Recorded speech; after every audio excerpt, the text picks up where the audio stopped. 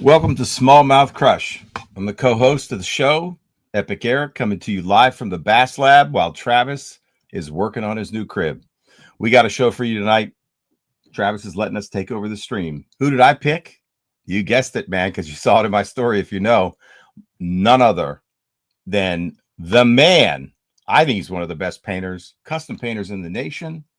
His name is TK Stanley from Tacklecraft. Welcome, TK. Best painter in this room. We got a show tonight, man, don't we? We do. Hello, family. We got people in the house. Let's go back up. Who was the first one?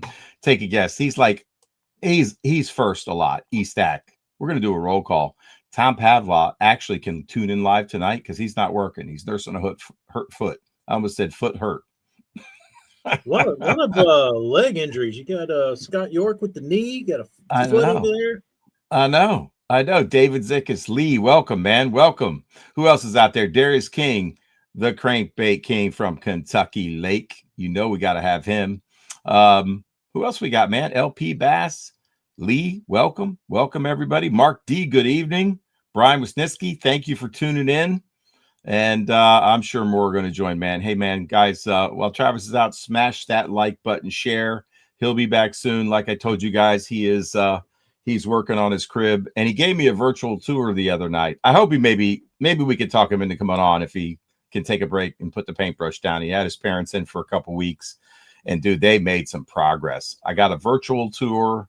He FaceTimed me. They've laid tile. They've laid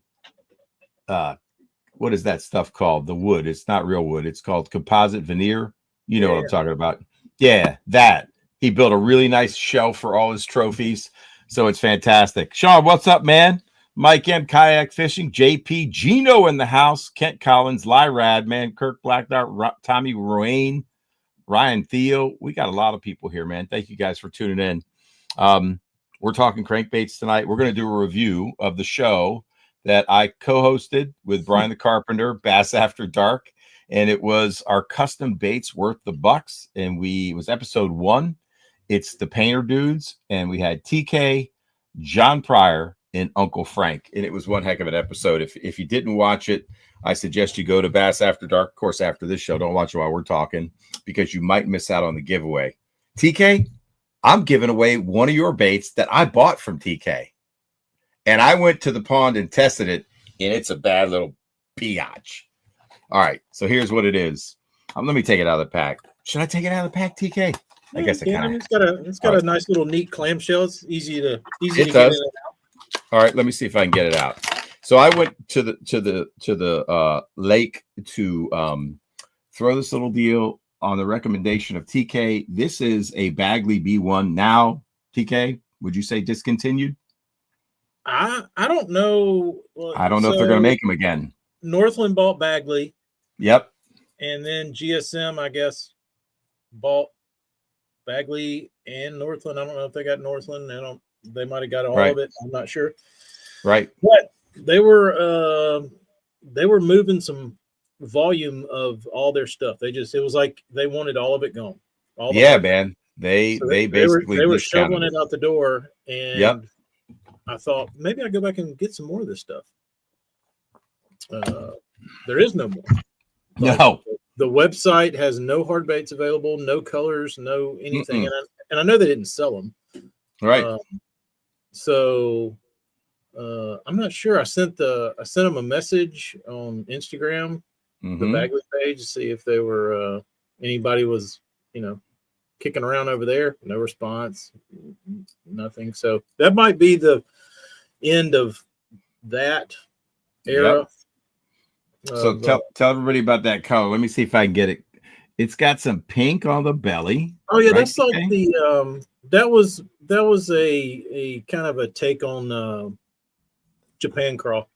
Rather than doing the pink down the side on the shoulder, I just did it on the belly and left kind of bone white. Bone white on the sides, and then what do you got back here? This like a light green pumpkin. It's like a khaki kind of green khaki. Anyway, if you all know, and this is a matte finish, by the way, right? Not high gloss. And I'll tell you what, this is a high float balsa. It's quirky, man. And it's got some hunting action. I'm going to say it. I can't guarantee that this one does, but the one that I threw, I could tell it's going to be a fish catcher. So I've got more on the giveaway. Let me show you the rest of the stuff, and then we're going to tell you how you win the giveaway tonight, because we're trying to spark some good conversation. And TK is going to select the winner, which requires him to look at the chat a little bit. So before we get there, I'm going to show you the rest. Read. That's right. So I'm also giving away a buzzbait. It's an 1/8 ounce. I sell these on my website at the Bass Lab. It's basslab.bigcartel.com. For those of you guys, you could just Google Epic Eric's Bass Lab, but throw yourself a little toad. I like the Zoom speed crawl on the back of this because it's an 1/8 ounce. If you didn't watch the Bass After Dark episode with Ike Anelli, Brian Schmidt, and Kevin Short, how do you catch? It was basically a river rat show. Ike talked about a 1/8 ounce buzzbait. It's something that a lot of people don't throw, but if you fish a river or a pond or a lake, frankly, I don't care where you fish. It's a bad little dude that gets a lot of bites. Last thing I'm going to give is, well, there's 2 more things. There's 3 more things. What the hell? I'm giving you one of my little micro tackle boxes. This is the Ned Rig River Rat Special. That's my ode to Travis because he loves a Ned Rig. You can see it. It's labeled on the top and the bottom. It sticks in your pocket. I'm throwing in 3 Ned heads. Let me tell you about this Ned head. This is from Brian's Custom Tackle. I bought them retail, and I'm giving you 3 of them. They're either an 1/8 ounce or 3/32.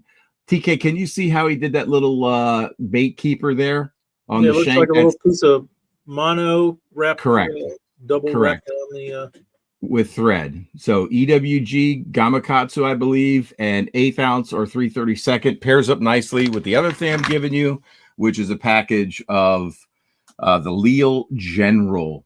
And if you haven't thrown a Leal General, it works for largies and smallies. Don't sleep on the Ned Rig for the big heads. If you need a bite, Max Sense the way to go. So you're getting that. And then last but not least, you're getting a full sticker pack. I'm just going to run through them because I think they're the best stickers in the game, aside from TK's. But I'm giving something Travis said a long time ago. Yeah, okay, I got 2 of them. Fish, it's what I do. That came from Travis. And then, of course, the Bass Lab. I mean, I'm just going to roll these fast. Rhythm of the Tides, that's the newest one. River Rat, you all know that one. I'm not going to go through all these. Morning Wood. Anyway, Rise and Glide, wearing the sweatshirt. That's coming soon to the Bass Lab, and a bunch of other stickers. They're all available on the website, but whoever wins tonight's getting a whole lot of stickers. There you go, TK. What do you think of that giveaway? Your library of sticker animation is getting pretty large. It is, right? Oh, there's so many more ideas to go. So anyway, there you go. That's tonight. And how are we picking the winner, TK? We're going to pick the best. I guess that's subjective to me. Yep. Yes, the best crankbait, will we say related, or just the best question related to crankbait fishing or something close? You got it. I like it. If you got a question about something that does wiggles around. Exactly. That helps. That's right. That's right. So let's talk about that episode of Bass After Dark, man. And then, but before we do that, hold on. Let's do a little fishing review. You been fishing? I went saltwater fishing. Just wrong. What were you trying to catch? Did an inshore trip down in Apalachicola, Florida. Trout, redfish. And managed to catch 3 bass. For trout and reds. Come on. I'm trying to. I think that's my record. That's pretty good. Well, there's a lot of eelgrass down there, and the trout and reds, they'll get off the edge, kind of in the river channel, and the river channels aren't deep. What are you throwing for the redfish? Chatterwagon? No, I typically just throw because we're in a big boat with 4 other people. Oh, wow. So it's like a 25-foot boat. So we typically anchor. Yep. And everybody fishes off the back, and I get to, because they typically live bait fish, and they'll fish with pogies and shrimp or whatever. And I usually stand up on the front and just like mindlessly cast whatever, artificial stuff that I can muster up. But I try and bring, it's always interesting to me, like, because I feel like the saltwater inshore market is about probably 20 years behind the bass fishing market. Right. So I like to kind of see what kind of weird stuff that you can bring from the freshwater side over to the the inshore side, which it typically doesn't, but take a whole lot. But I know a lot of guys have started throwing a Ned rig for specs. That's interesting. Gaining steam in the inshore crowd when it gets tough to catch them. Wait a minute. Repeat that. Did you just say Ned rig for specs? Yes. Get out. What kind of Ned are they putting on the back of that Ned rig?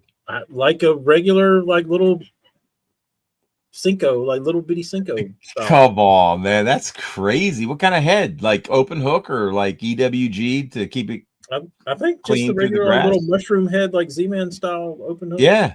Yeah. Dang.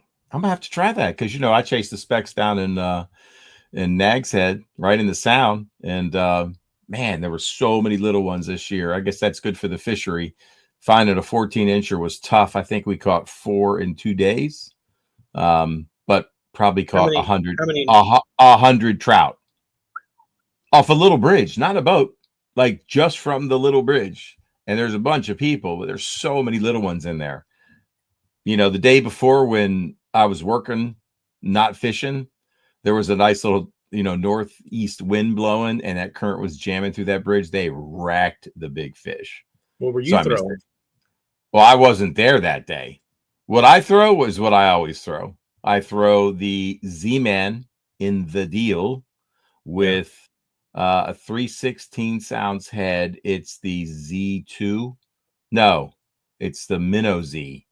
3.75 inch is the right size, in my opinion. And I like the deal color. It's got that green pumpkin back and that bluish, purplish side. And I throw, this is a must in my book. I take my Procure red shrimp gel and I put it down the center because, it's got a split belly, right? They can't take it. You load it? It's so good. Oh, I load it up. Welcome everybody to Inshore Crush. That's what we're supposed to be talking about. Bass fishing. Came here for the bass. Left. Yeah, left with trout knowledge. Ned rigging for trout. That's crazy. I'm going to try that out, man. There's a lot of questions coming in. You might have to go back and look. I'm noting them because I'll go back in the comments, guys. Don't worry, your questions are noted. I'll give you a little fishing update. So Friday I was out in the Upper Bay, got a call from Riz from Bass University, and he's like, man, you want to let it rip? I'm like, yeah, bud. So he says, I'm going to put some time in on the water on Friday to practice. I'm like, I'm down. Took the day off. Hadn't been fishing. I don't even remember the last time I was bass fishing, honestly. It's been a long time. So we got the wine on him, mixture of crankbait, spinner baits. I did a little drop shot and he pitched a little jig. And in 3 hours, we had like 21 pounds, including my 6'3". That was a big fish. He had like a 5'5", one close to 4, a 3 and change. I caught a 3, one heavy 3 on a drop shot, another close to 3 on a drop shot. So it was a good day. We didn't lean on him. He left early to get his dad into the woods to chase a big deer. So there was a front pushing through that day. Saturday, which is tournament day, not a lot of boats. It's a high school tournament club fundraiser, TK. Bluebird skies and not a whisper of wind. The bite changed. They did not want to eat a moving bait. The first 5 fish came in the boat. I was drop shotting. I put the first 5 in the boat. Nothing special. He finally caught one to call out the small one. I caught another fish to call out another one. He caught another fish. That was our tournament day. We literally had 10 bites, 8 fish landed. 13 and change, just shy of 14. I think we came in third. We left early. 18 won it. 17 and change was second. And then it started dropping like a stone. Some hammers out there were close to 10 pounds, 11 pounds. Did you get a handshake in the parking lot, or was it one of those days? What do you mean? Did anybody be like, "Hey, good job," or oh no, people were disgusted. It was one of those days where people were not milling around, man. He went to get the truck. By the time I walked over to get the truck, pulled out, got my stuff in the truck, because he was trying to get back in the woods to hunt. They were gone. Tournament scales were wrapped up and they were gone. Everybody was. No, I did talk to Tony Christian, shook his hand. He's part of the club. And I told him the cheater. No. Maybe his name's not Christian. It is Tony though. Maybe I just said Christian because that's what's on my mind. It's a Freudian slip. I think it might have been. There's a reason for that. Our next guest. I'll tell you offline. No, Tony's a good guy, man. But can't be mixing him up with that scumbag down in Georgia. You can't. So they're looking for donations, man. I told them I wanted to put some bass lab boxes together. So hopefully I'll go to the meeting in January. I made the offer last year because I fished that tournament. So I've got 3 lifetimes of lures in here. So I want to put some stuff together for those kids, stuff that'll work on the bay. Give them some. What? Yeah. Give them some one knocker bombers that they can throw, man. Come on, man. Sure. Heck yeah, man. I'll outfit them. They'll be in good shape. All right. These questions are flying in, right? Right. It's a winner. I like Bo Judd's question. How much hunting action is too much? Ooh, Bo, but so that's a good question. All right, TK, you want to take it? Oh yeah, that one's wonderful. So go ahead. I'm by nature a target fisherman. So throughout my day, the amount of water without cover that I fish is pretty low. Okay. If I'm making a cast, it's typically going to be at something. So that being said, I typically don't want a crankbait that hunts a lot at all. Okay. I need to be able to control it. So if I throw down a log, I don't need to run into the log and snag the log. Sure. But if you're fishing around more sparse stuff, like I know like the old Wiggleworts guys talk about how they hunt, and those guys are fishing around pea gravel bank, just like random rock, and the bait can afford to hunt because that's a lot of my cranking. A lot of rock, a lot of pea gravel, a lot of that. For that, it's awesome. Like I'm all about it, because then you're getting the deflective kind of look without necessarily having to hit anything. Right. Whereas I would be getting the kind of hunting deflective action by actually hitting something. But there's also times where you kind of, you want a little bit sometimes. Right. Like I like it around cypress trees, where it'll kind of scoot over and maybe bump the edge of the tree a little bit, but or the knuckles, because you really don't know where. Think about the knuckles, right? You don't know where they are. No, and a lot of the times it can be a nuisance, but if you're just trying to cover water, and you're not really picking apart like a tree, it's pretty good. If you're in like sparser, wood or anything, I'm okay with the little hunt. But if I'm very specifically casting down a tree or at a log or a stump or something, I don't want it to veer anywhere out of what I'm trying to hit. Yeah, so that makes sense. One of the things I do a lot of, and I'll add to what TK is saying, I love a crank that has some secondary action. What do I mean by that? I like the worm a lot because I'm trying to feel for the cover when I'm, there are days where I'm burning that crank, can't reel it fast enough. And there are days in the colder months where I have to pull, stop, because I want to feel the bottom, and I have more feel if I'm casting, reeling the crankbait to depth, pulling it down that gravel bank or that riprap, feeling for that rock that I cannot see because I'm fishing in the back of the boat. I'm not staring at live scope. I'm not staring at a side finder. I'm using my brain, my rod, my line, my reel, and my lure to understand what that thing's doing down there. But when I pull that thing, I've caught so many fish doing this. Pulling it, feel it, stop it. If that crankbait backs out and wobbles on the rise, I dig that for some reason. Now, if it's super cold, I want that crankbait to suspend. So I'll dull the action. I want it to hang in that strike zone. I'll do that with my flat sides. I'll put a little lead strip or some lead wire. If you guys have watched this show, you've heard me talk about it. But that's helped me cash some money over the years. So it's situational, I'd say. But I like your point, TK. Target casting, you want that thing running true. Mm-hmm. Otherwise, you're just going to stay hung up. Very true. You know what I mean? And like, that's the whole art of cranking trees and wood, is how you break the tree down. And there's a whole art to what's your first cast, what's your next cast, where like I talked about the 10 commandments of cranking, and it's a whole thing by itself. Right. Whole nother show. Or this one, whatever. This could be literally 4 shows. I don't know if you've seen the volume of good questions coming in, but it's really ridiculous. I've been trying to scale through it. I don't know that I've heard half of what you said because I've been reading. There's just no way that we could cover all this in a 3-hour show. It's so good. I mean, you guys are asking great questions.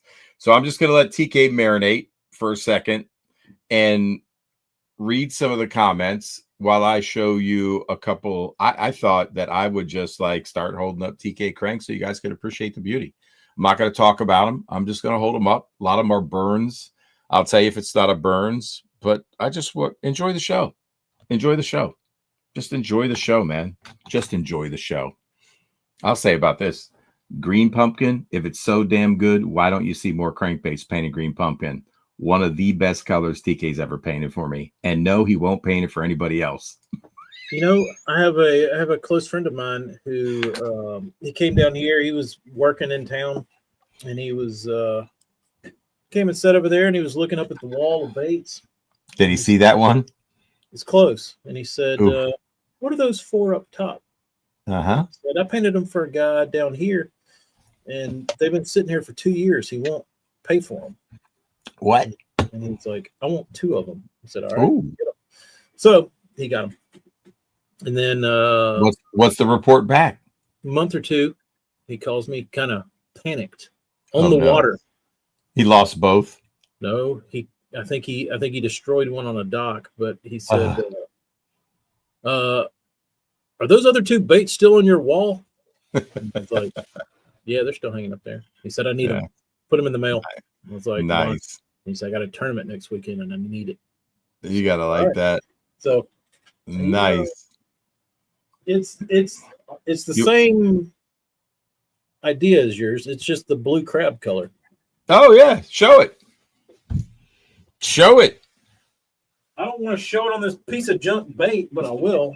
You have to.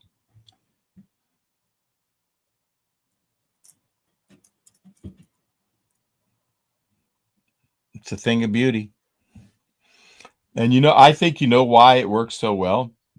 That could be a blue crab, a crayfish, and at the same time, because it's moving, a baby juvie bluegill. Possible. I mean, there's plenty of green pumpkin crayfish on my river. No. There's juvie crabs that look like that, and juvie bluegills that got a lot of green pumpkin. But you've done really well on that, dark green body with white bars. 100%. And that is the same general idea, right? With the little different accent colors, but yep, the results have been the same. Right. This has got something in the flake. I don't want to hold it too close. I don't want to have any copycats out there grabbing one of my favorites. But anyway, all right. TK, have you seen any other questions come in that you really like that you want to respond to? There's a lot of them.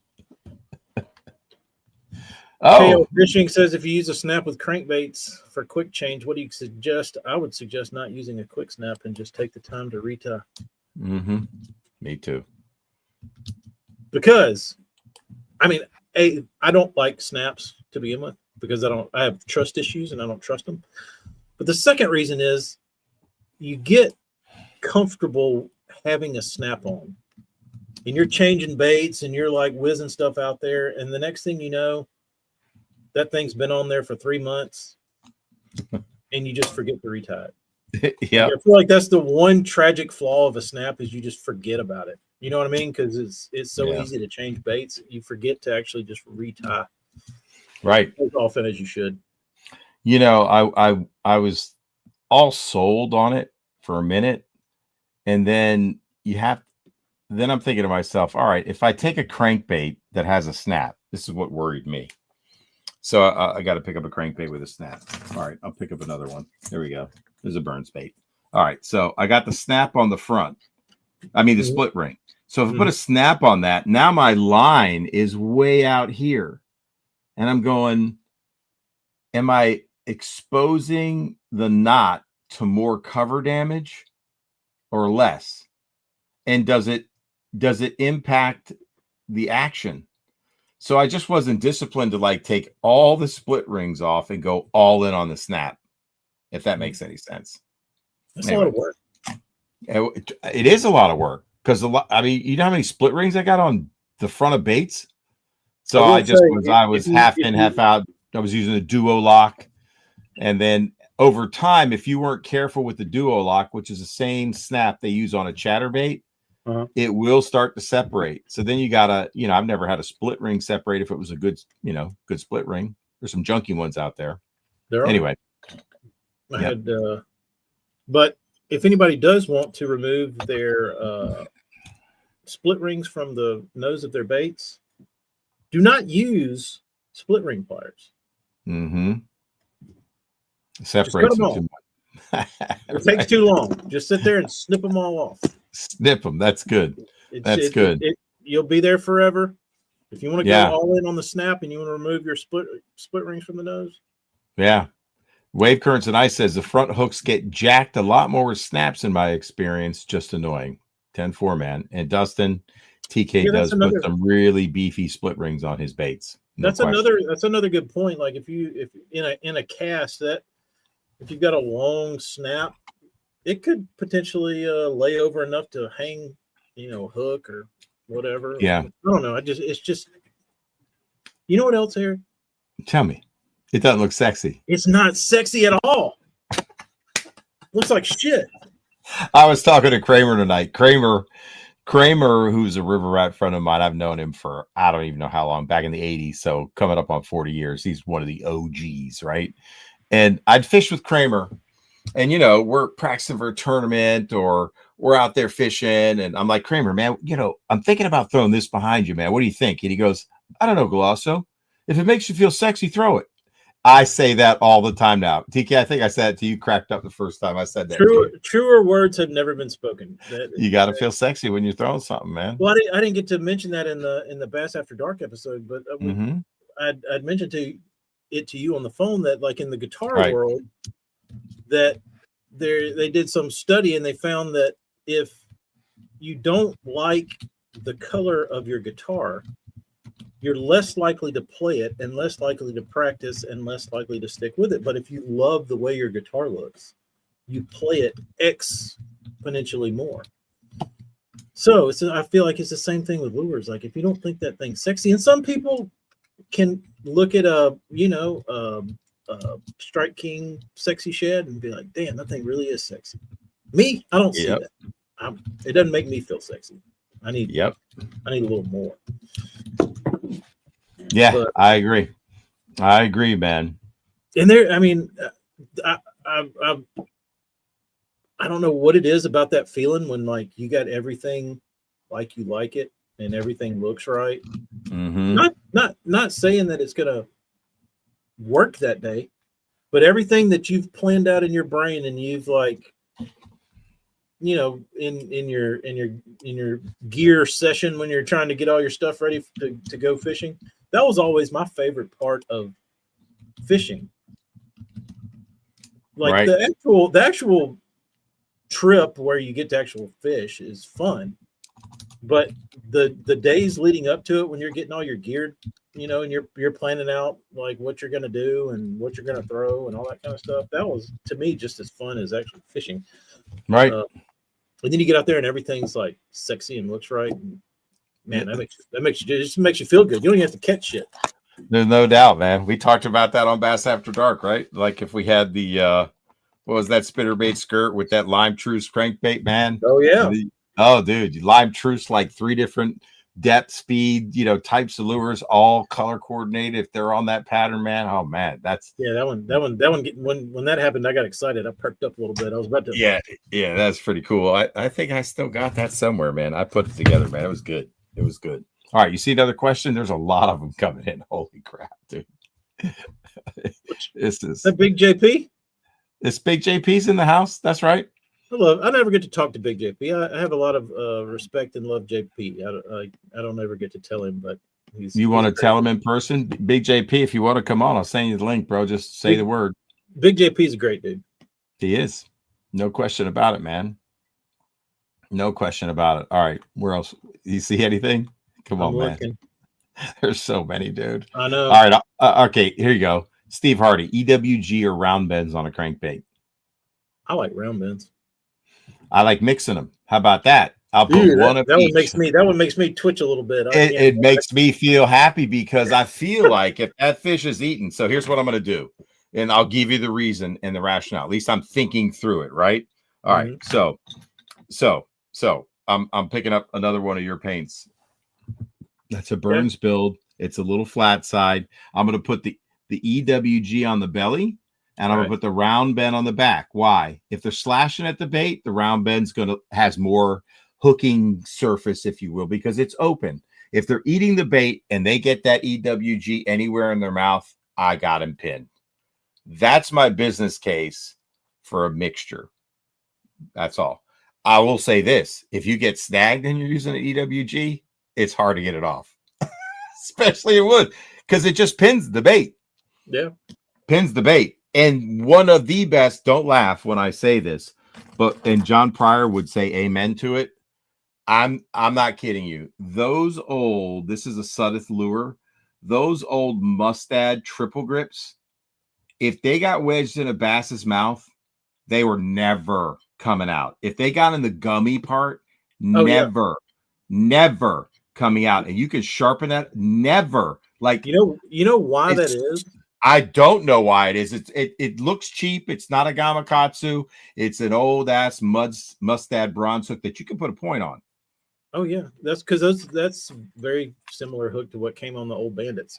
Yeah, and those, like you said, if it gets in the soft part of a fish's mouth, when the bait turns, it keeps grabbing skin and it like rolls all that soft tissue up into that's a what I'm knot. saying. And it's not coming off. It will never come out. You have to bend the hook, you got to work on it to get that fish in the live well, even when they're dull. So stupid. To me, that says that it's the design and the shape of the hook, even over sharpness. Like once, even dull will get in there and root around and like grab up a bunch of meat. I can't tell you how many fish I've seen my dad catch off the back of the boat on a Bandit that had rusty old triple grips, and it's crazy. You're right. Even when they're dull, they catch them. It's stupid. Yeah.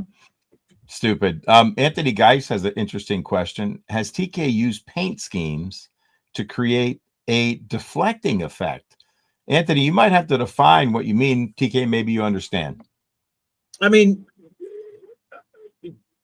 contrast will give you flash and kind of but I mean, I think that's the only way I could see of getting any kind of action in a paint job. And I think the minnow shakers of the world have realized that their their minnows when they shake, if they're darker backed, lighter belly, contrast, that they get more flash. And I'll say this about that: the bass's eyes are designed to pick up contrast. They live in an environment where contrast is hypercritical to them, so it makes a lot of sense. For chartreuse black 09, one of the best colors ever made, right? David Zickus has a really good question. This is for both of us, EE and TK. I'm someone who loves to throw cranks, but I think I catch most maybe by luck. What are one or two things that would help me crank properly or most effectively?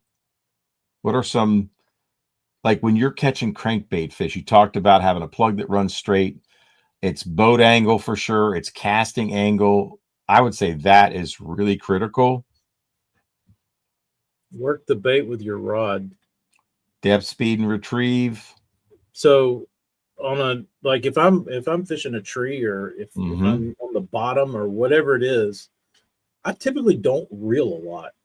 I'm pulling myself and moving the bait. I feel it with the rod and drag. It's almost like if I'm fishing, I won't say deep, but like in the summertime, if I'm fishing like out on the river and fishing like a river bar or something, I'm not typically winding.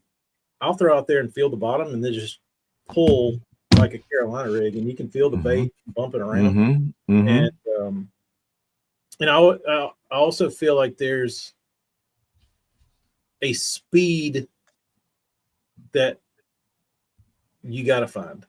You do. When you're dialed. Yeah. Like the difference I feel like for guys like me is, a lot of guys aren't going to go out and try 10 different crankbaits with 10 different retrieves in 10 different depths. And me, that's what I want to catch fish on. So I'm going to go through as many of those possibilities as I can, so I don't have to throw a damn brush hog. So TK is what they call stage 4 terminal. He wants to catch fish the way he wants to catch them. Winding something. Exactly. Right. So use your rod. I think that's huge. Especially and I would say yes, and I would say have two. I like to have two different speed reels on the boat. It's pretty simple: 7-1 and 6-4.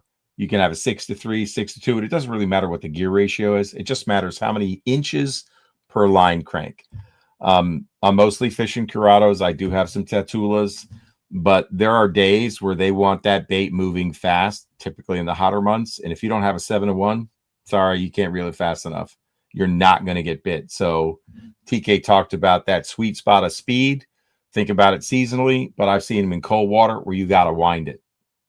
Like a spinning reel back in the day would outfish a bait caster because they didn't make high-speed reels, but a spinning reel, one crank, it was 36 inches of line per crank. And outfishing the guy with the bait caster trying to wind it as fast as he could. And I'm burning that spinning reel and just mashing them. They wanted that Bandit 200 moving as fast as it could, bouncing through riprap. Crushed them. I remember a day fishing the river, and I was cranking a DD14, and I could not, like, I should have been getting bit. Like I know they're out there. The water, like, currents running, like there's no reason why I shouldn't be getting bit. Yep. And I'm fishing, like, I'm throwing a DD14 in probably 3 feet of water, and it's just killing the bottom. And finally I get fed up and I take my rod and I'm trying to, like, get it in faster. So I just sweep my rod really hard, like across my body, to, like, pull it as far away as I can, like, really fast. Yep. Like a 4-pounder. Isn't that awesome? Interesting. So the next cast, I whiz it out there and I, like, cranked as hard and fast as I could. Guess what? They're there the whole time. And That's crazy. They weren't doing shit until that bait came and whizzed by them. And what that did was that opened up the whole lake, because now I can go do that. I can go trigger any fish. And that's when the game changes. It's really cool. Yeah, because you can't do that with a worm. You can't do that with a Ned rig. You Mm-mm. can't do that with a lot of baits. Like, Yeah, you could stroke a jig maybe, like to get that reaction bite. You can burn a spinner bait, but you can't you burn can't it do on that the. in 3 feet of water because you jerk it and it comes out of the water. Very true.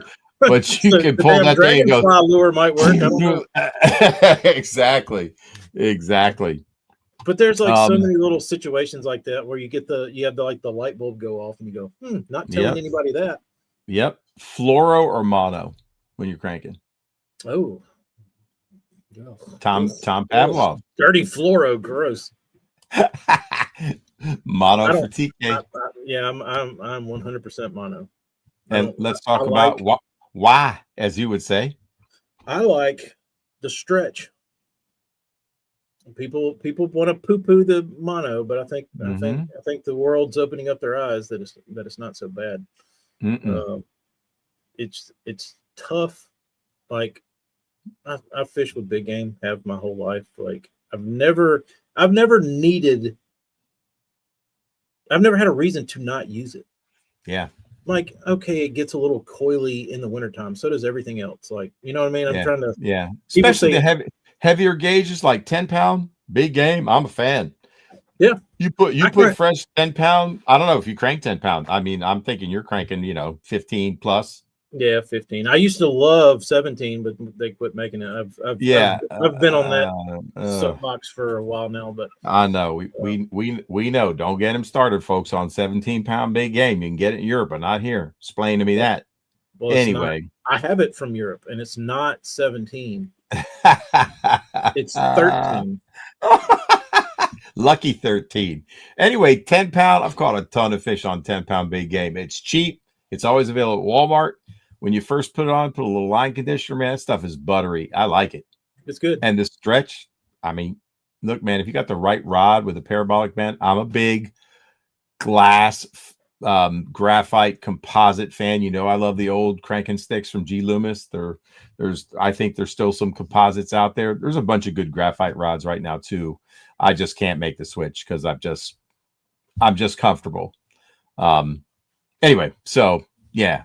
I'm a little different. I like mono because it works for my system, right? Sure. So I like cheap graphite. Yep. Because it's not like high modulus, like super sensitive. Mm-hmm. It's slower. Yep. But it's not mushy like fiberglass. And right. You get all the benefits of graphite. It's just not like super tuned, high-end stuff where you need to feel everything. Yeah. I mean, I was buying those Loomis cranking sticks back in the day for 165, and I bought a bunch of them used. They're just my favorite rod. I try to use it across the spectrum. I'm just super happy. Don't lose fish. If I got fresh hooks, I mean, you're going to lose fish, but if I feel like if they're eating the bait, I'm going to put them in the boat. I like it. And I've used the 843s for flat sides, any smaller finesse crankbait, move up to the 845. And then there were some deep flexes for the bigger baits, man. They just work for me.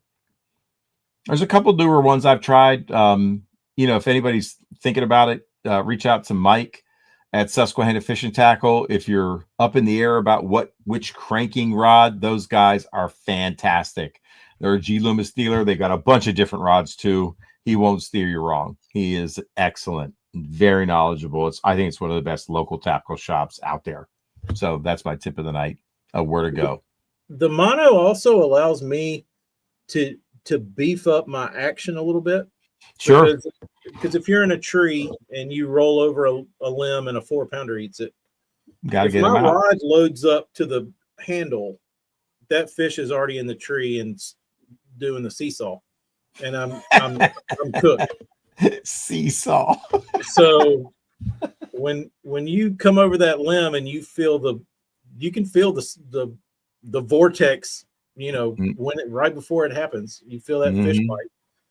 When you hit him, you got to move him. Yeah, you got to get him out. And I just found that I needed a little bit heavier action rod, and the stretch of mono kind of gave me that happy medium. What's your favorite cranking stick? I told you mine. What's yours, bro? I like the original first run of Pals? Powell diesels. It was their $50 rod, and it's a little, it's not super sensitive, but Yeah, man, it feels so good. and did they make it in different sizes? They only made it in like a flipping stick, and I think the one I use is a 723. What size is that, TK? 7'2", 3 power. Got it. 3 power. But it's not like I think on the rod, if you read like what they recommend you fish it with, it's like a Senko rod. What? That's interesting.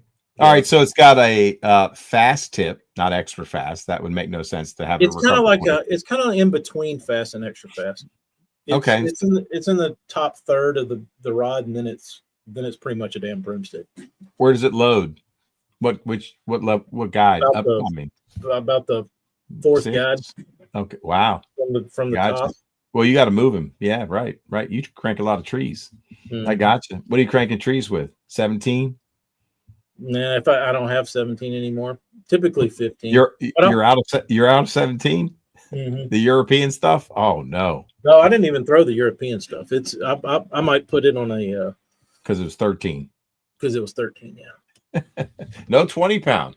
You're not going, Kevin. I'll crank 20 if I'm throwing like a Killer B3 or something big. Yeah, big bait.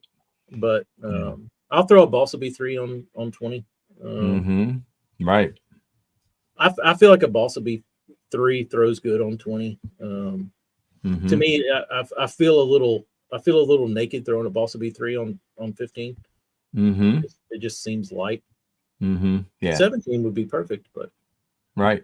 Berkeley won't pull their head out of their ass and give us 17 again. Oh. Exactly. All right. What else did you see out there on questions? There's so many, TK. I could go back. Oh my God. Is contrast more important than color?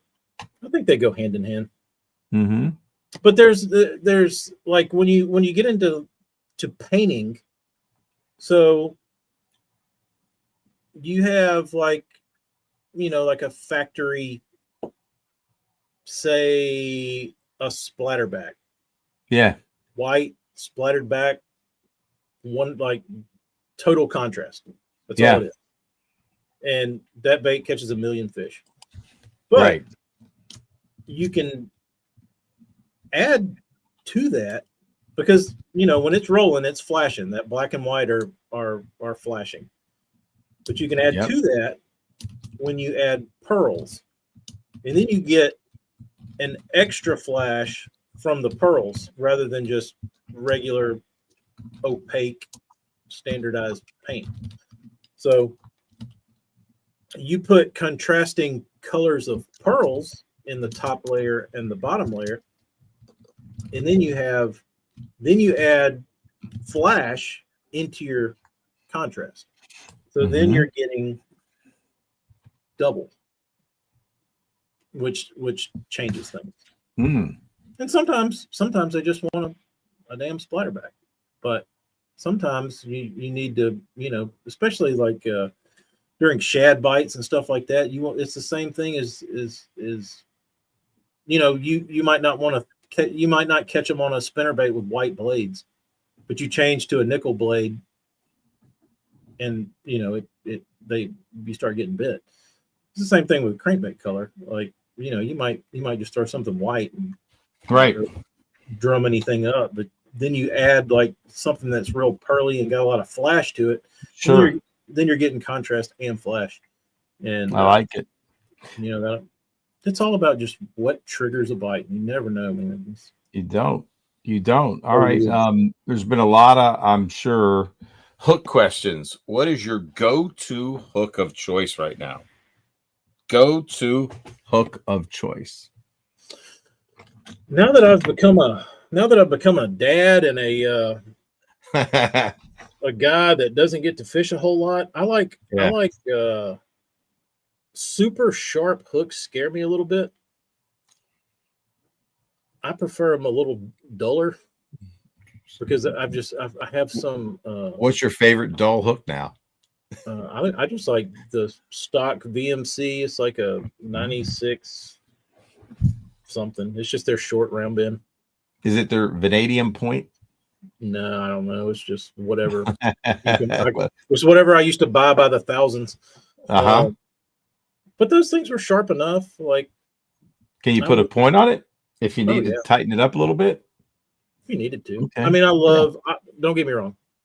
If there's $100,000 on the line, are you going in with the VMCs that you put on all your baits that you sell, or are you going to take a minute to sharpen those hooks? I want to know. $100,000, dude. I would on the Tom Bigby. I would not hesitate to throw it, but I would probably put Gamakatsus on there. Magic Eye round bends. Short shank. Yeah. That's a good hook, especially if you got to move a fish. They're I wouldn't say they're 2X. They ain't thin wire. No, I'm gonna say they don't flex. They don't flex. That's a stout little hook. Yep. And the Magic Eye, for those of you guys who don't know, they're really easy to get into a split ring in a pinch. The eye is very thin, so of the hook, so you can split that split ring without pliers. You can do it on the water. So if you're cranking rock like me, and there's $100,000 on the line, and you dial it in, and you're throwing that bait right there in that color pattern, which is my number one in the spring, I'm changing the hooks midday. That's a fact. I'm taking them hooks off and I'm throwing them on the carpet. I'm not taking time to sharpen them. I'm bringing a little box of Gamakatsu hooks. You've seen them, TK. I've loaded up. I got it in my bag. I had it this weekend. Unfortunately, it wasn't a big crankbait bite, but there you go. People tell me I'm a dumbass for this. For what? But I like cranking in trees. I don't like a brand new hook. You're going to get snagged more. They're so sticky. They just grab everything. Yeah. And like, I'm used to like a factory hook, and you know, when you would fish baits through cover, they weren't that sharp coming through, coming out of the package. That's interesting. You crank so much more wood than I do. I'm a rock cranker. You're a wood cranker. I don't know that I've ever cranked a rock in my life. Are you kidding me? There's no riprap on your waterways? What? I avoid it. Fish don't use riprap where you live? There's not enough of it that. Oh, okay. I got you. What I mean? Like, I could probably. There's riprap everywhere on my rivers, man. I mean, the Susquehanna lined with it, like there at Potomac. I mean, there's rock, pea gravel. It's everywhere. I know where a few little sweet spots of rock are, but it's not. Okay. It's not worth delegating a crankbait setup to.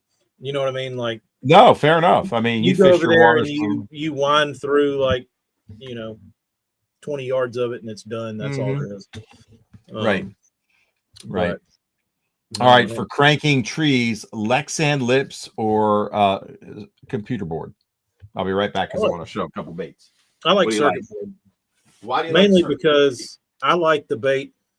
Like I said, I'm throwing at something and I want the bait to get down to whatever it is that I'm trying to dig around in the fastest. And I feel like circuit board gets down a little faster. It's a little crisper. And it is. And I hear people argue that it gets hung up more. It does. I don't believe Dude, it. you don't crank enough rock to say. I'm not talking about cranking rock. I'm talking about cranking trees. I'm talking about cranking rock, so we could agree that we crank different things. And if you're cranking rock, I prefer, that's just me, I prefer Lexan. Oh, sure. We're talking about trees. Right. I'm with you on trees. I've heard people say that circuit board gets hung in trees more. And I don't believe it does because you're not buying that one. No, because I think it's your line. Talk to us. What do you mean? If you're throwing over a limb and your bait dives under the limb, your line is laid over the tree. True. Odds are that tree's probably got bark on it, little bullshit sticking up. Yeah. Your bait's wiggling through there. It's the line gets caught under a twig. Yeah. Comes up, sticks. to me, most of the time when you get hung on a tree, it's from that. It's not the bill sticking into a piece of wood. Here's a great question. TK, out of all the baits you have, which one would you never sell and why? Yeah. And then I got a follow-up question to that because I saw it earlier. Related. Which would I never sell? I've got a lot I'd never sell. All right. Well, pick your top ones. It's probably that crawl I showed on. Was it the first crawl you ever painted? No, it wasn't the first one. It's just the best one. Oh, I feel like it's the Mona Lisa. Oh, I feel like I got a couple Mona Lisas from TK. So, do you mind if I show off one of your Mona Lisas? It's not wood. Never sell. I mean, I've got a stock spitting image over there that I got when I was like 10 years old that I would never sell. Here you go. I'm going to show my Mona Lisa of TK Cross. TK, is this close? That one's okay. He just says it's okay. Well, I'm taking it off the screen. It's just okay, folks. No, you need to fish that one. All right, I'll throw it. I did throw this. I threw this one up north, and it caught him, dude. I threw that one for smallies. Oh yeah, that one's cool. It's just such a cool color, guys. That one caught some big smallmouths in New York. It's an OG Wigglewort, and that's just I don't know. It's just a TK invention. I never seen anything like it. It's matte finish. It's gummy. It's a cool stencil. It's cool. That one was a mistake.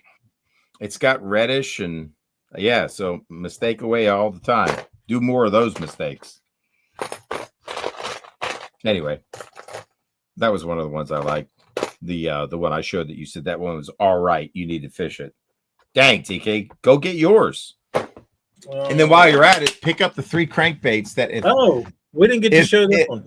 All right, TK. So here's the follow-up question. While you're going over to your wall or wherever you go where your famous ones are under lock and key, I forget who asked the question. If you're still watching, I'm sure you are.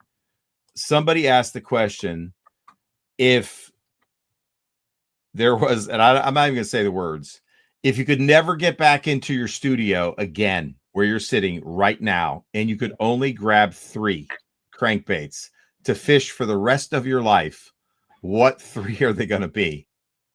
This is good. It's a pretty good question. You got to have a square bill. But yeah, which way you picking? I get a Hellcat from Marty Burns. All right. What color did you paint that Hellcat that you're taking with? Because there'll only be one color. Probably like a chartreuse Tennessee shad. All right. The Hellcat.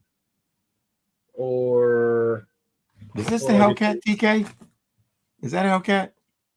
No, that's a Root. I'd probably take that Root too. All right, Root Hellcat, which is a square bill, right? The Hellcat. Yeah. Okay, and what else? I'd probably need something. Maybe like Series 5, DD14, something that you could fish like mid depth. That's fair. Okay. What color is that DD14 going to be? Green Joe scale. Oh, he knows what's up. And then what color is that Hellcat going to be?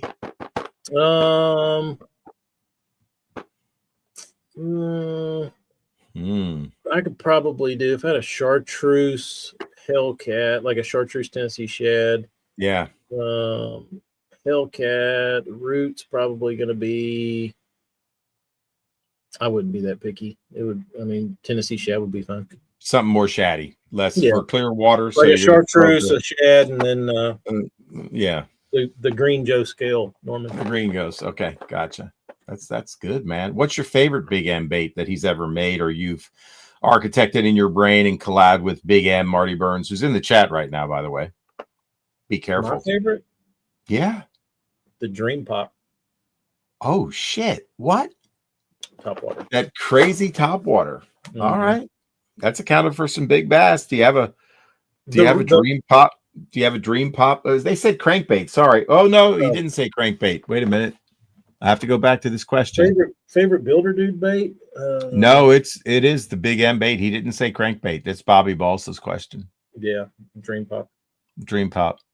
I don't know what it is about that bait that like as soon as people got it, it was like 5-pounder, 9-pounder, 6-pounder, 7-pounder. Like I'd never sold a bait that caught that many big fish so fast. That's crazy. It was weird. Except for the epic shad, but you didn't sell it. I did. I didn't. Yeah, I didn't get any feedback from that one. What, are you kidding me? First time I took it down to Florida, it was stupid. Oh my God, cranking shell. Oh, the campers. Oh yeah. I'm a fake camper. You're right. Here's the one I wouldn't sell, and it's got a funny story. You have it in your pocket? No, I was wiping it off because it was a little dusty. Oh my God, you got that bait back. Yeah. Don't keep it up there long. It's making me nervous. Don't keep it up too long. This was a lip mod that Marty Burns did for a guy. I guess it's a Risto wrap, it looks like a Risto wrap. Mm-hmm. And Burnsy did a lip mod on it for a gentleman. And he kind of, the guy he did it for sent it to me, or after Marty finished, Marty sent it to me to paint per this guy's instructions. So I knew the guy, like I'd painted a bunch of baits for him before, and he gave me a picture and kind of an idea of what he wanted to do and like colors and stuff. And I was like, all right, sure. Well, I got done with it, and it was like looking in the blue part, like I don't know if you could see it. You can't. I'm glad you can't though. It's like looking in a crystal ball. Like there's so much depth in it. It looks like it's this deep. And I started looking at it. I was like, man, that thing's badass. I wonder if he'll sell me this. So I sent him a message. I said, how about I send Burns like 3 more Risto wraps, get him to mod them like you want it. Yeah. And you sell me that one. And you'll get new Risto wraps. And he said, let me see it. So I sent him a picture of it. And he said, I wouldn't take $100 for it. I said, I'll give you 120 for it. And he said, I wouldn't take 120 for it. Said, son of a bitch. All right. So I have to deal with it. So I'm like, all right. So I send the guy the bait, and he goes and he fishes it. Guess what? Cracks the lip. No, it doesn't run right. Oh, thank God. The bass gods were looking out for you. Back to Marty. And Builder Dude says, I'm not like chopping the lip out of that damn thing. I'll just do another one. So Builder Dude takes this, throws it on the damn bench, does some more, sends them down the road, sends it to me. We do a little paint job, send it down the road. Well, I start talking about the bait, and Builder Dude says, I've got that bait. It's sitting right no way. You want it back? I'm like, yeah. No way. So Builder Dude throws it in the mail, and it comes back to live with me. But this is also the paint job that got jacked by 3 feet under, 20 feet under, whatever it's called. Yeah. 20 foot deep. No, that's the Ken Iobi. Yep. Evening, Brian. You've been sneaking around on the IG. Will you ever recreate that color pattern? I've tried. The difference is if that bait was 1. So how I paint 1 bait versus 20 is not the same. So if I'm painting, there are slight variations. Yeah, well, like that bait right there probably has 5 shades of blue in it. Wow. So if I'm painting 20, I'm not going to paint 5 shades of blue. But because I'm doing 1, I get like hyper focused on it, and I just keep like obsessing over like doing something, and that's what you end up with. But well, you got lucky with your favorite. My brother, when my father passed away, he's an artist, and there was a painting in our parents' bedroom, and it was the only modern painting that he had ever done, and it was a bridge at night. And some of the colors in that crankbait remind me of what was in that painting, and all we have is a picture of it. and we don't know where the painting went. That's the only painting he really wanted. It is a mystery. Where did it go? It's out there. Maybe it'll show up one day. It's out there, man. I'd pay good money for it. So if you're watching and listening, you got my dad's painting, let me know. How did he sign his name? Is it easily legible? Easily legible. It would have been one of his older signatures, and I would immediately recognize it. Was it just Galasso, or was it his whole name? Gene Galasso. Gene. Mm-hmm. People want to see a dream pop. You got one? Hold it up. I don't want to hold it up. Sorry, guys. TK's not holding the dream pop up. You'll have to just dream about the pop. Just use your imagination. Well, hey, for anybody that doesn't know, how do they get in on the Marty Burns Big M drops from TK Stanley at Tackle Craft? I have a Patreon page for that. And where can they find that, TK? Patreon.com/TackleCraft. And the reason that we went to that route was because when I started selling the Builder Dude baits, I would get lots of angry messages. Where's more?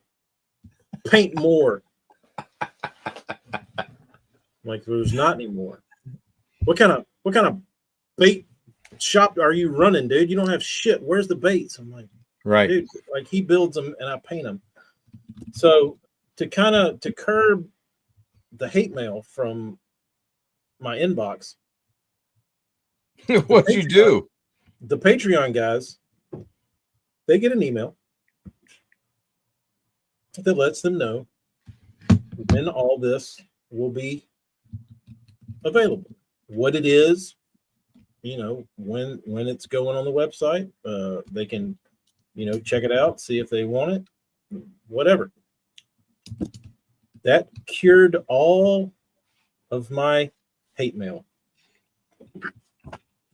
Yep. It was Travis Stearman says, "What kind of stupid business plan is that, TK?" I know. For those of you guys that don't know, Stearman tunes into your daily streams. So yeah, I've got Stearman's phone number. I've talked to him on the phone. I know what his actual voice sounds like. Right. I just want to make sure people understood that Stearman was just having fun with TK. So. Yeah. David Zickett says, back and forth. Smartest thing you could do. I agree. Marty Burns says the Dream Pop is 38.7 inches long and looks like a banana. Carve away, guys. No. Good luck. Probably one of Burns's, and I don't want to speak for Burns, most difficult and annoying builds for you. Did he say that? True. No, I'm asking, would he say that? Builder Dude, you're in the stream. Yeah, Builder Dude does not like those. Is Builder Dude ever going to do another run of Dream Pops? He did a little one. He did a junior. It was cool. Did it catch him as good as the big Dream Pop? I didn't get I think, like, people caught fish on that one, but I don't think it had the power that the big one did. So let's talk about that. Big baits, big bites. Oh, 100%. I agree. 100%. I agree. I'm a big, back in the day, BDS4 fan when people were throwing a 1.5. If you want to get a bigger bite, throw a bigger crankbait. But that's all there is. Not all the time. But there are times. A big crankbait isn't big. No, compared to like a glide. Right. Like let's think about it that way. Like a Balsa B3, which has been like the standard big bait, isn't big at all. But people get scared of it. Yeah, nothing to be scared of, frankly. Let's show a big Burns bait. What do you got for a big Burns bait? Show the Moab. Show the Moab. You got a Moab? Yeah, probably. Somewhere. Where's a Moab? Oh, there's one. I want to see a Moab. Watch this, guys. A Moab. There you go. There's the mother of all baits. I'll see your Moab and raise you to an epic shad. I mean, it's a little beefier than a B3. It's a lot taller. Yeah. All right. So This is a homemade B3, but oh, interesting. Show me that homemade B3. You made a homemade B3? yeah, that's what my dad carved. That's pretty. It's pretty nice. That's the beard. Yeah. So here's a 1.5, and here's the Epic Shad. Look at that. Look at that difference. Let me hold it better. What do you think of that, TK? The little 1.5 versus that Epic Shad. Epic Shad's a lot of bait. That's a bad little bitch. Why I love it? Secondary action. This thing's got so much ball, so when it backs out, it's great for worming and feeling and gets big bites. Builder dude won't, he won't guarantee the secondary action, but on what? On like the Epic Shads and any of the baits that do that. I'll guarantee it. But that's what I feel like. I don't know that I've ever seen one that didn't do that. Like I've thrown a lot of his like prototypes and that kind of stuff, and it's rare that they don't do something on the rise. They're doing something. I think that's part of the magic of balsa. It's just buoyant, right? I think it's some, or just burns. I think it's a trait that Marty has in the way that he builds that it just kind of does that. I don't know if it's like, because everybody's got a style, you know what I mean? Like Marty stays in like you can pick his shapes. He's got a and I think that like there's something about the way he shapes a bait and how he does it that maybe lends itself to doing that. I don't know. Yeah. He understands the hydrodynamics. I mean, maybe who knows? That's another show. That's a builder dude show, not a painter dude show. Yeah. You just dream up crazy shapes, and he's got his stock stuff he likes to do, and you guys make beautiful music together. What can I say? Did you see any questions that you really like? I know I have been trying to feed you as much, but maybe I should be, since you're doing the talking, most of it anyway. Let's go back. Suffolk Advanced Mono. Suffolk does make good mono. Yeah, I will confirm. Bronze gammies, they need to make short shanks, but we've discussed that before.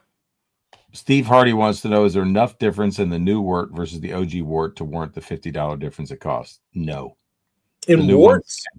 Wiggle warts, the new ones catch them. You don't have to pay $50 for them, dude. They're not like $50 warts are a thing of the past. Did you ever see some of those knockoffs, those KOs that supposedly they grabbed the mold and they made the lip uneven and they got the weighting very close? Remember that pool test video that Milliken did? Pretty good. They were from Predator. Predator. Does he still sell them? Probably. He's got a website. It's like a damn longhand XTML from like 2006 website. Oh, wow. Yeah. I mean, you could code it probably in about 30 minutes. But he did he brought that bag back, and he did the Excalibur XR. One knocker. He brought. Was it any good? I've got one. There's an Excalibur fan in the chat. His name is Big JP, the one knocker. So I don't know if it sounds the same.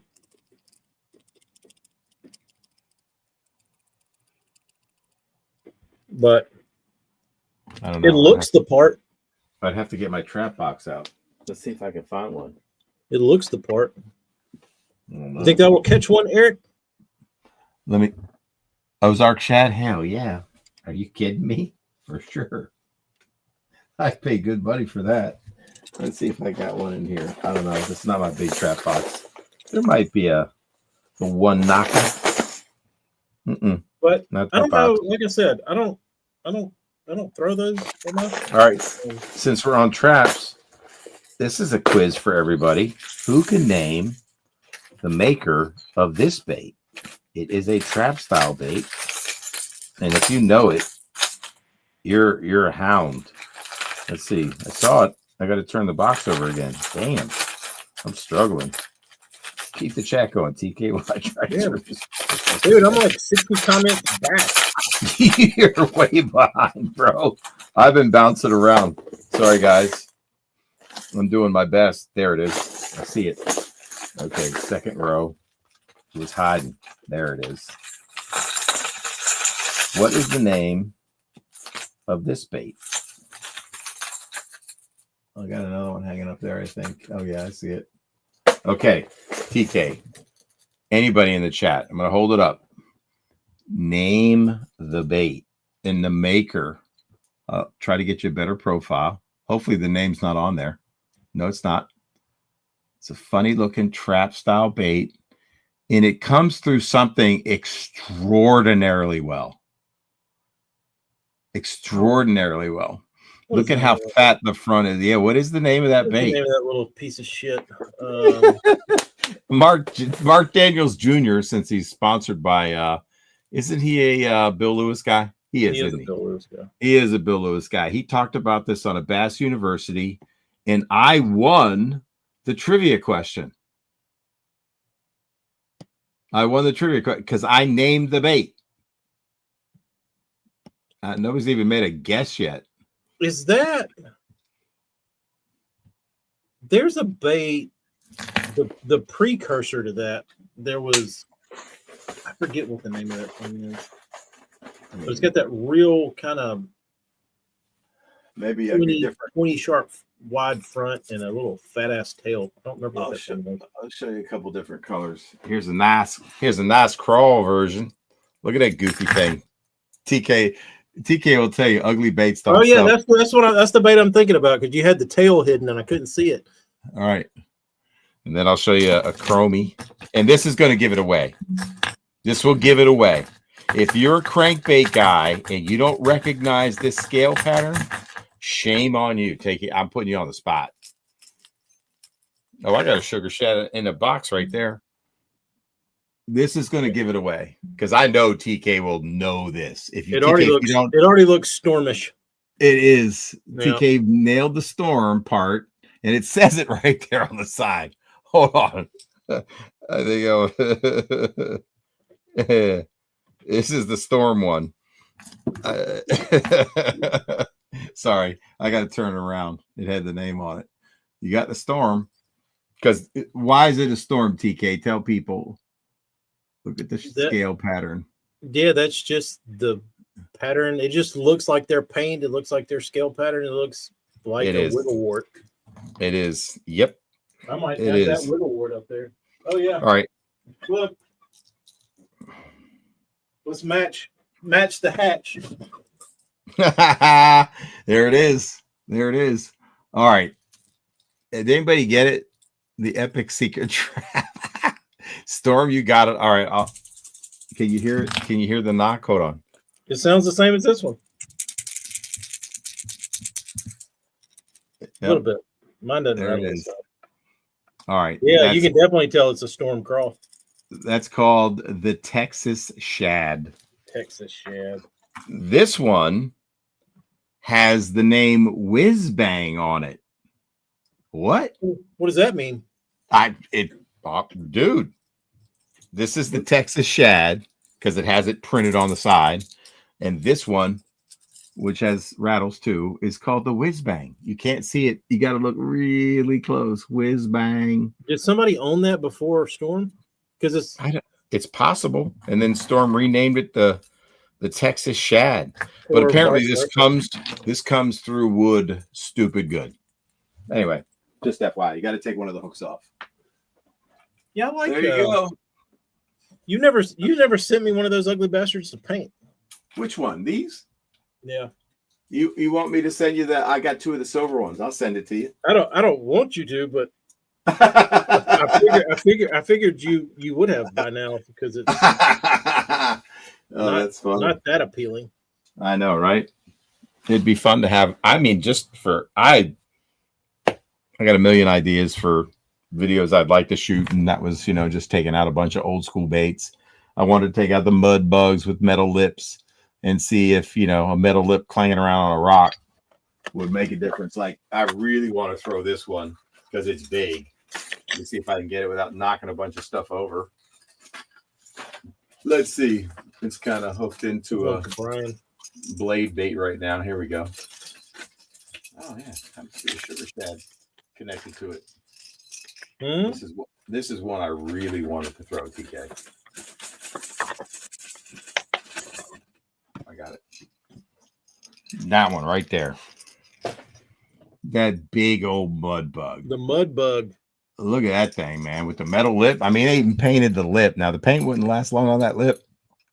But who thinks that metal lip clanging around on rocks and that nice little, and this one I even put split rings on. Look, I cut off the things. I got the split rings ready to go. I got nice gamakatsu hooks. And I think I painted the belly red. I mean, orange. Yeah, that's my nail polish on the belly. And I think I put the dots on the side because there are Potomac River craws. So the brown is original paint, but it didn't have any orange on the belly. I'm like, I have to have an orange belly. So I modified that. I was totally going to go out and do a whole episode. And who would like to see this? Just a whole old school crankbait episode, like mud bugs. And I don't know, man. I think it would be cool just to see. I mean, a mud bug is sexy. I used to catch a bunch of largemouth on mud bugs, dude. See, I missed that era. I don't have any experience with any of the Arbogast shit or I do hellbenders or stuff like that. Oh yeah, the hellbenders are ready to go too. Got a whole box. Look at this mud bug box I was ready to take out, man. Look at this mud bug box. Great question, Travis. When was the last time a bass? Do you think, Eric? Hear me out. What's in there? Last weekend, how many bass in the United States of America were caught on a mud bug? 3. Maybe. That's pushing it. All right, this is the first bass I caught on a mud bug, and it was this color and this size.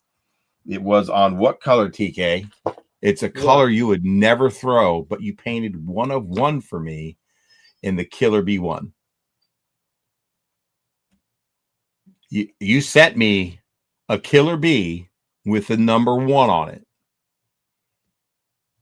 Did you?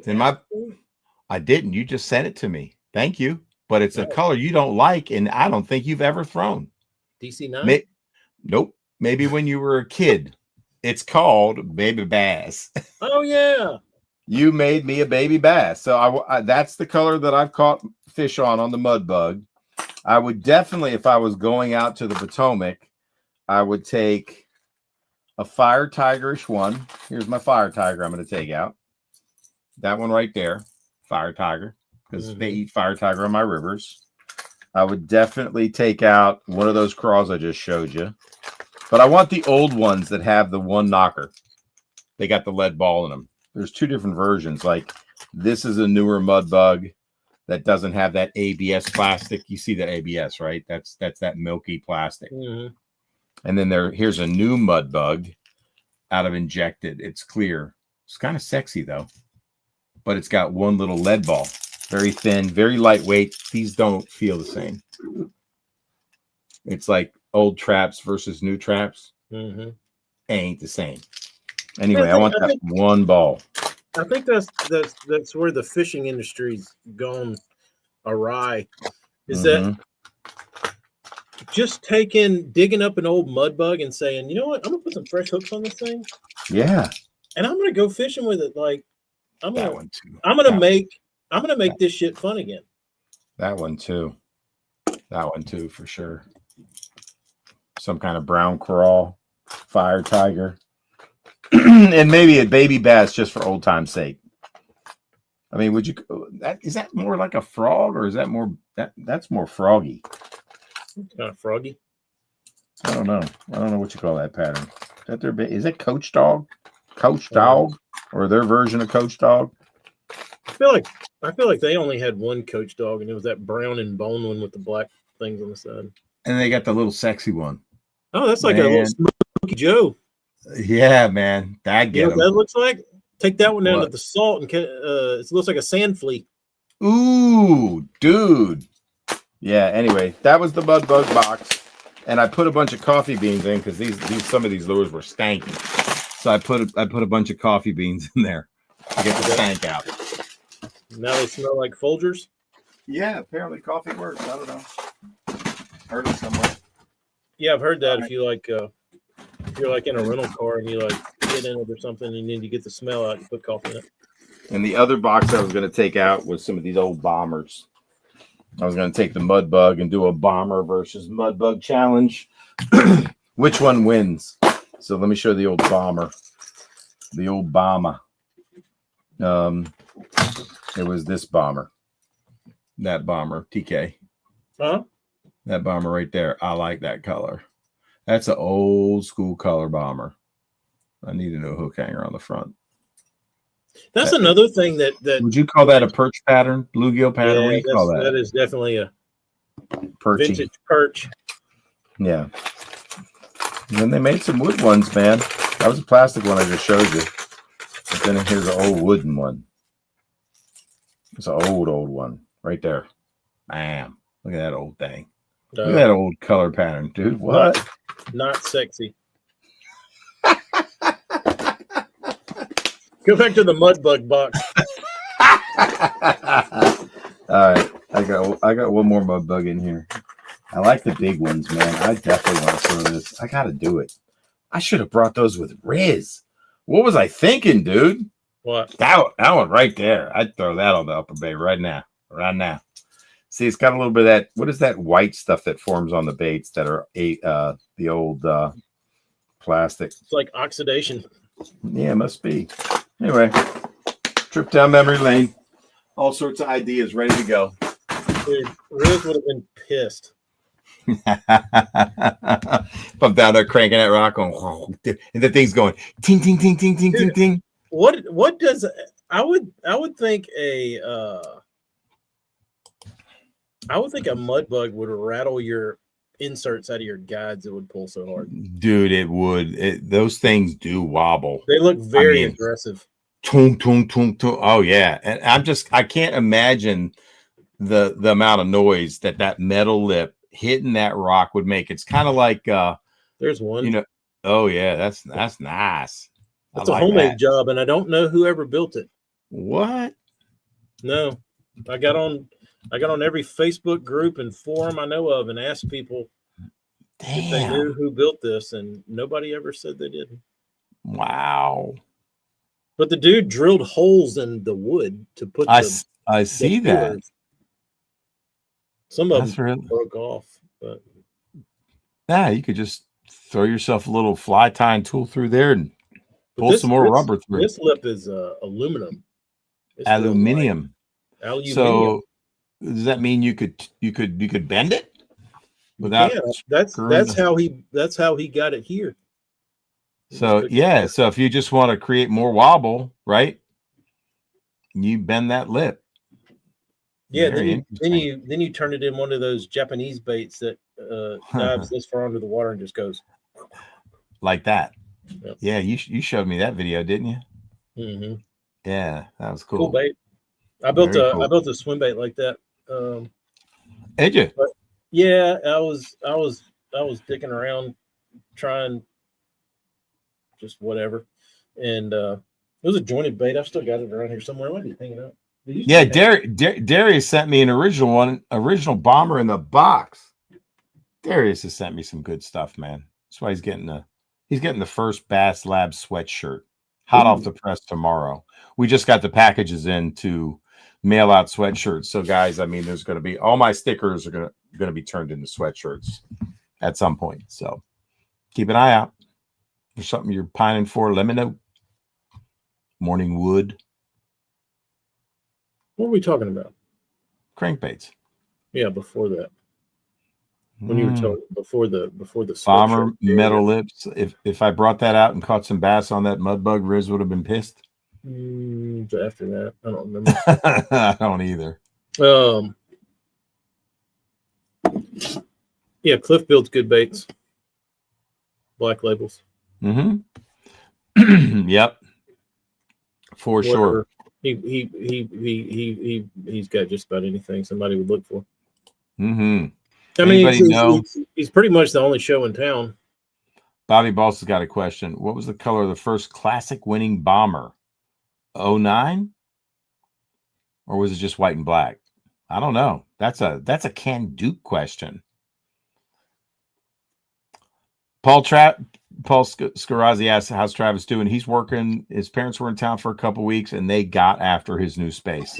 So really proud of him for the work he's done. He's really focused on it. And he took a guy out that bought a few baits from me back in the day. He is actually wearing one of the first Bass Lab beanies. His name is Jake Chonery, and Jay Fresh on Instagram. It's on my story. If you guys follow me on Instagram. And both him and his brother were looking to fish with Travis for years. They finally got up there, and they both broke their personal best. Sixers. Boom. I miss old Manson. It was always me too. Always got the biggest joy out of making him laugh, because to me he was like hard to get to laugh. He was. I like to make him cry laughing. Yeah, that's my goal. If you could get that son of a bitch to laugh, it was like getting 1,000 people to laugh. Like, yeah, you'd actually accomplish something. I know, right? Very true. Let me see if he wants to hop on. He might. He might be watching. He might be creeping on us, or he might be painting the wall. Who knows? I'll let peeps be asking. He ain't watching this shit. We're talking about fucking baits. That's for sure. He probably watched it for 5 seconds and said, "These fucking guys, I'm out of here." He would, right? TK, his Patreon link. I'm going to put it in the description again. TK, give it to me. It is www. Okay, type it in the chat. Here it comes, guys. Yeah, thank you guys for asking about that. Failed to post. Oh, they won't let me post. Oh, then I will. www.patreon.com/tacklecraft. Tacklecraft with a capital K, not that it matters. All right. But there's also, I've been really shitty about it lately, and I feel massive amounts of guilt that life has gotten in the way. But I do private live streams with unfiltered guests, which are only available through the Patreon link. So yeah, if you thought the Bass After Dark with John Pryor was good, you should see him when he speaks his mind. When he speaks free. Yes, he kept it professional. He did. Yep. Yep. Who's talking about? Sean's trying to get weight transfer balsa. Why don't we ever see a weight transfer system or rattles? You see rattles. I don't particularly care for rattles in a bait. Burns has to me. Like, I don't want to fluff him up too big, but he does have the best sounding rattle, and I don't like rattles. But because a bait to me, have you ever been underwater and heard one? They're loud. The hooks and the rings beating on the bait make enough noise for me that I'm okay with that. They're not silent. They did a study on, and this is scientific. I mean, you guys can say I don't believe in science, whatever. Don't hate me for it. But they studied bass's eyes. I talked about that on Does Lure Color Matter on Bass After Dark. That was a really interesting show. They can only see 2 colors, red and green. But there was another study, speaking of sound. What frequency does a bass's lateral line pick up the best? Good study. Made me start thinking about what type of rattle, if I were to put one in a bait, would I put in a bait? Anyway, I'm not going to tell you. Search for it. Here's the only weight transfer balsa bait I know of, and my buddy Jimmy Etter built it, and he called it the Shift, which I don't know. Like, showing it doesn't really make a difference, but pretty cool name though. It is. And did it work? Yeah, I mean it's you can hear the ball knocking around in there, but he built his bait on a CNC. So typical bait builders, they build their baits from the outside in. So because he used a CNC, he would flip the boards, cut the innards out of the track, then flip the boards and cut the profile, glue it together, and have his bait. So it was 2 cuts rather than 1, and I think there was a lot of kind of sketchiness that went on trying to line up the board after you flipped it and get all the pieces to cut right. But he didn't do very many of them. But he sent me one for I guess being his shoulder to cry on when he'd get pissed off and want to throw all of his building supplies and painting shit out the window. Steve Hardy asked, have you ever painted a goby pattern? No. Gary has sent me a Bandit 300 in goby. I threw that thing and caught smallmouth on it with Travis. You know why? Why? Because anytime I've ever asked people about that, about gobies, I mean, who cranks for smallies anyway? Well, I've had a lot of people tell me that like goby stuff doesn't work as good as other stuff. I'll tell you what. They don't want a crankbait to really look like a goby. They rather have it chartreuse. Fair. Let me tell you a story. Know what I mean? Let me tell you a story.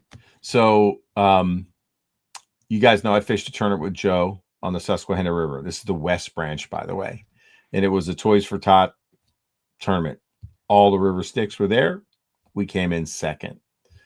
The surprising thing to him was, TK, I brought up some super shallow crankbaits. You know, you guys know I'm a super shallow crankbait nut.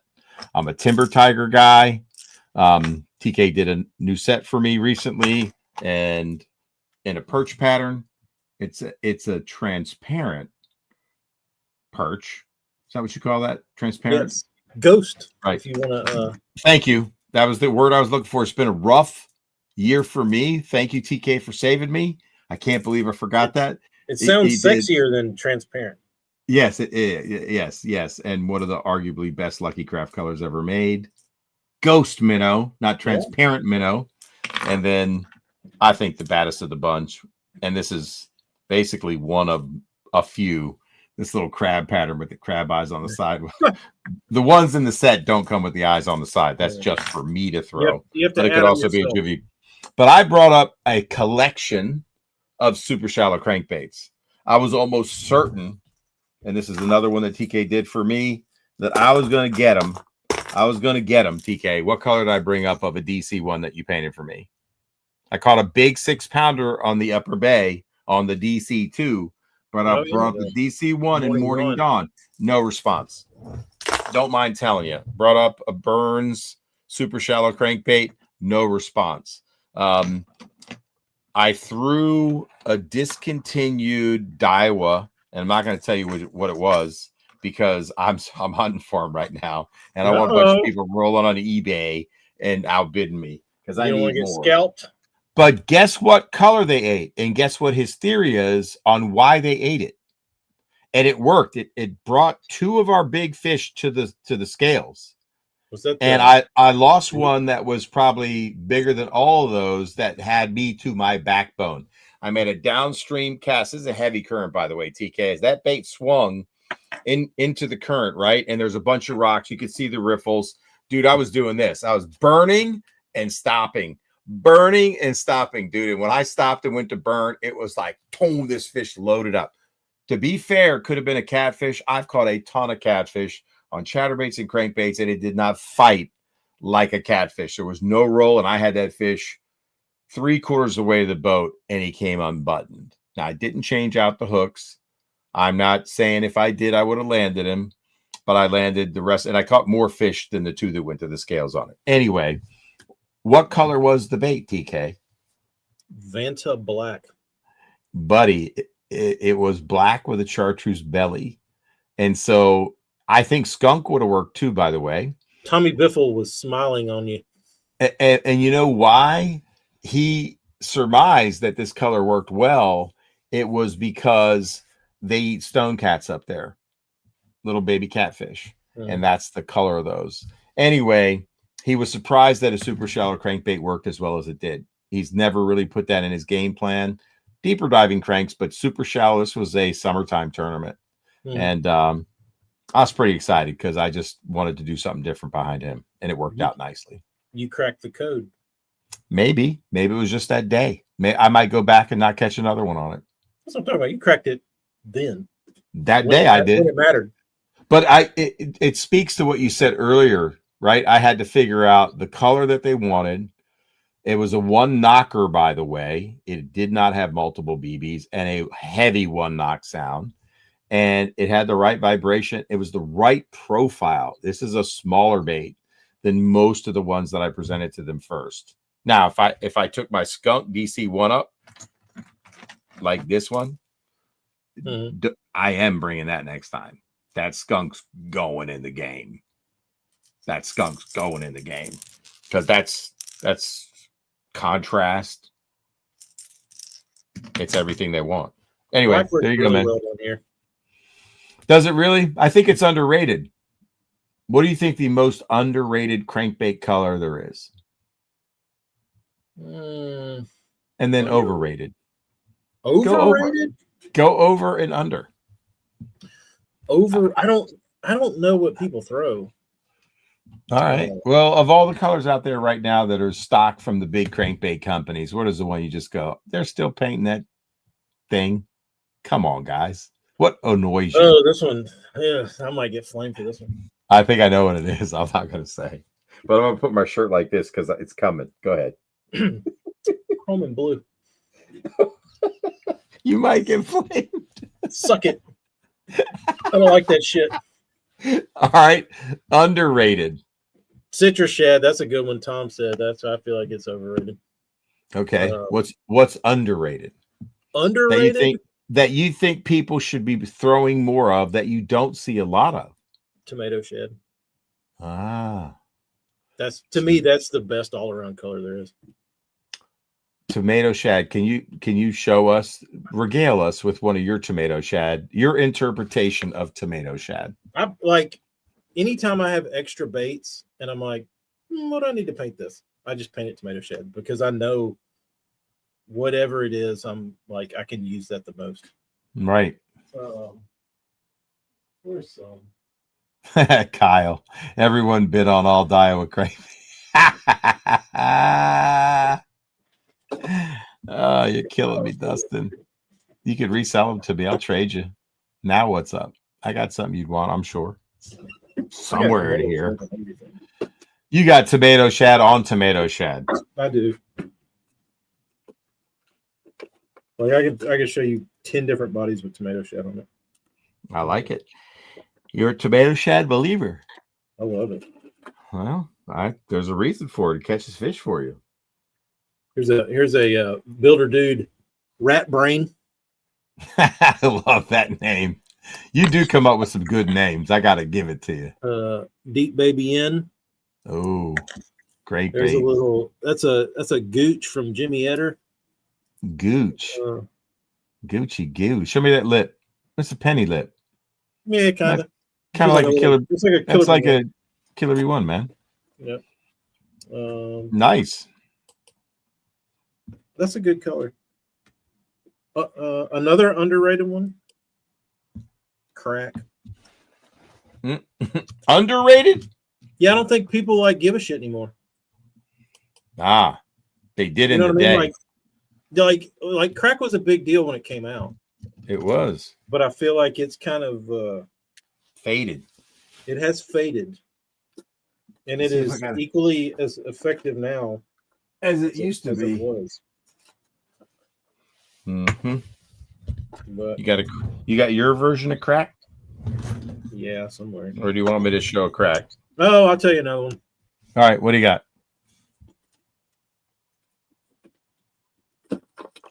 Kyle Downey says, "Don't say rat brain 3 times, or the mole will show up." So this is the other color I paint myself. I paint pretty much 2 or 3 colors for myself. All right, go. Tomato shad and chartreuse crawl, or as Bagley called it, Tom. On the I thought they original called series. it chartreuse crayfish. On the original series, they called it Tom. Really? Oh, Yeah. I always thought that was chartreuse crayfish, man. But that's I mean, it's #1 spinnerbait color on planet Earth, but nobody throws a chartreuse and white crankbait. Like, you know what I mean? Like, you would think it would be more standardized in a crankbait than it is, right? But it's not. AJS says, for some reason I kill smallies on that river to see sunfish color. Makes sense. Bluegill, man. This is an old forgotten color by some. Is that sun granny? No, that's khaki, the old bandit color. Oh yeah. That color early in the year is the damn sauce, dude. They love those hot colors in the early spring. Mm-hmm. I mean, this is my favorite early spring color. They just bite it. I just catch so many fish on it. TK, you took my crazy little ugly basement nail polish and just did me right. Thank you again. I wonder what that would look like in a matte finish. TK, you think that would look good in a matte finish? I thought you have some in matte finish. That? Maybe no, not. I don't think you ever did. You will be. I will be. I think so. Yep. Tom says he Bobby false. Oh my gosh. There's some funny comments coming. There's another one. Ooh, what's that? That's just a little builder dude. It's like a builder dude special. Yeah. Killer Bee. Is that a KB1 with a red hook? What are you doing? It looks sexy. I can't believe I just saw that. Wait a minute. Stop the presses. TK's come to the red hook side. Yeah. I still think red hooks are shitty and they bend out harder or they bend out quicker than a regular You're right. non-colored hook.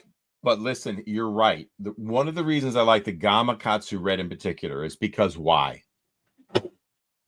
What's underneath the hello? And the gold, I'm telling you, there have been days where the more that bait gets chewed, the better they bite it. That little gold flash or something about gold, I don't know, speaks to them. Why don't you buy a silver hook and then dip it in yellow blade dye and just turn it gold? You want to try it right now? Because I got some silver #3 Gamakatsus right there. I'm doing that right now. All right, let's have a look, everybody. You got the dye? Do I have the dip? What are you talking about? You talking about just like dip, like regular worm dip? I got the stuff for blades, so it'll actually stick. But it might. Try it. Well, I'll try it. I'll be right back. Let's see. Entertain everybody. I'll probably come back with chartreuse. Gold crap fish. I'll talk shit about red hooks while everybody. All right. Do I have red hooks in my tackle box? Yes. When I throw them, do I think if I catch a 3-pounder or bigger that the odds of them stretching this hook out and me losing the fish is a high probability? Yes. But because I'm fishing for fun, doesn't matter. I can afford to lose a few fish. Because they feel sexy. Because I feel sexy with my red hook, matchy on my tomato shad. There's the Gamakatsu #3. And by the way, they do make a #3. You've heard me talk about the 5, but the 3, I love the in-between sizes. Round bend, going in the dip. And I did have some blade dip somewhere in this studio of mine. Where is my blade dip? He's talking about Randy Howell and red hooks. I'll tell you a story about Randy Howell and red hooks. Uh-oh. So, all right, going in. My studio's gonna smell like dip. So the story goes that I don't know, it's probably been 7-8 years ago. I was fishing the snag proof tournaments every year on Gunnersville. I'd go up there and fish with my buddy Chad. Ooh, and it worked. Snag proof came out with a frog that was called the Bleeding Series, and it had a red hook on it. So they could not give these hooks, give the frogs away. Like, nobody wanted them. We'd go to weigh in, and they'd have like a big Tupperware thing full of these bleeding hook frogs, and people wouldn't even take them. So because they were hey, game changer. We might have just struck gold right there. Look at that, bro. Now I can get behind this shit, and you can re-gold it whenever you need to. You damn right. Look at that, man. Wow, that looks good, TK. Hell yeah, that's bait hack. That's the bait hack of the century. Sorry, TK, you get big points for thinking of that. Thank you. Oh man, well, they pay me the big bucks, Eric. Dude. Oh, I'm keeping that right there. I'll be fighting with that in a minute. Wow. So anyway, they had these frogs. This one, yep. And it had a red hook in it. Well, Randy liked this hook because it fit in a bronze-eye. Said it was the best bronze-eye hook ever made. Well, apparently, this is an owner. And at the time, you could only get it in this frog. I think they sell it now, but back then you could only get it in this frog. So he was like going into all the shops at like Gunnersville and like hitting people up about the bleeding snag proof. And he would take, and he was paying like $10 a piece for these things just to take the hook out and put it in his bronze-eye. But I think that tournament Laker was fishing. I think that he won the opener or whatever it was that he won. I think Laker, if you look at the pictures, was throwing the red hook snag proof. But there's the story goes deep with that hook. So there you go, red hooks. But these I think are pretty strong. They got some wicked points on them. It almost looks like a Daiichi. It might be. I don't know. It doesn't feel like an owner. It almost feels like a Daiichi. Let me see that thing again, TK. Oh, it's got the curved point. Yeah. Might have a red hook conspiracy. Yeah. Red hook conspiracy. How about that? Dang, Blade red dip hook sold out. There's gold blade dip on eBay right now for $130 a bottle. Who did it? Oh my gosh, that's funny. Now you're gonna have to start getting matchy with your hooks and your dip dye. Steve Hardy says I sound like Dr. Jekyll. That's right. Now you just opened up a whole nother can of worms. It's the it's the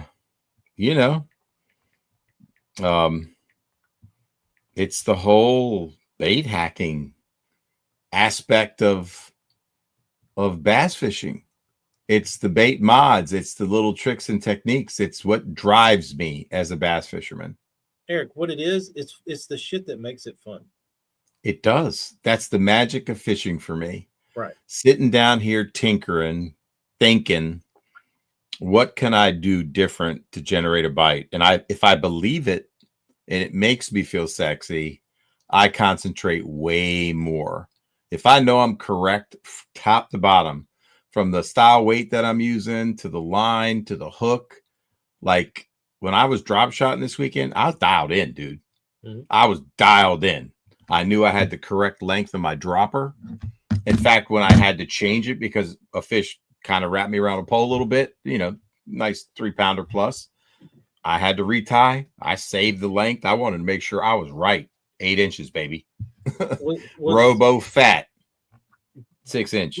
But you like when you were concocting your game plan, yeah, the day before, you envision the drop shot playing. well, because I caught 2 good fish on it, so I knew that, we went into an area, there wasn't much wind, it really wasn't setting up for a power bite, you know what I mean? He's throwing, he's flipping a bigger bait, heavier line. I had 15-pound Power Pro to 12-pound Tatsu leader, 3/0 owner cover shot hook, 3/16 ounce tungsten black dropper, teardrop weight, and an 8-inch drop, and margarita mutilator, 6-inch fat robo, because the water was a little stained, and it was immediate. And I'm like, all right, I got a backup plan. If things get goofy, I know what I'm going to. And at 10 o'clock, we didn't have fish in the boat. I'm like, I'm drop shotting. He's still fishing fast, so I have to fish slow while he's fishing fast. And so you literally, this is where pitching a drop shot is not easy because it tumbles, right? I could have power shotted, but when the water's 4 foot deep, as the tide's going out, because we started with the last 2 hours of incoming, and it was an extremely high tide. The day before was an extremely low tide because the wind blew the water out of the river. So you had the reverse. So we had the reverse of, like, it looked almost low when we got there in the morning on Friday, and it was a super flood high tide on Saturday in the morning. There was only an hour difference in the tide. Did they move or did they stay? They were there, but if you didn't, what I'm saying is I caught fish from the very backs to the fronts and in 2 different depths of water. But what mattered was, I had to be super accurate with the cast. They had their nose on the pole, is what I'm trying to tell you. If I place my drop shot 6 inches over here, no bites. I had to make sure it dropped down immediately, and then I got it to the pole and that current, and just literally shake that slack. And it took a minute, sometimes more than a minute.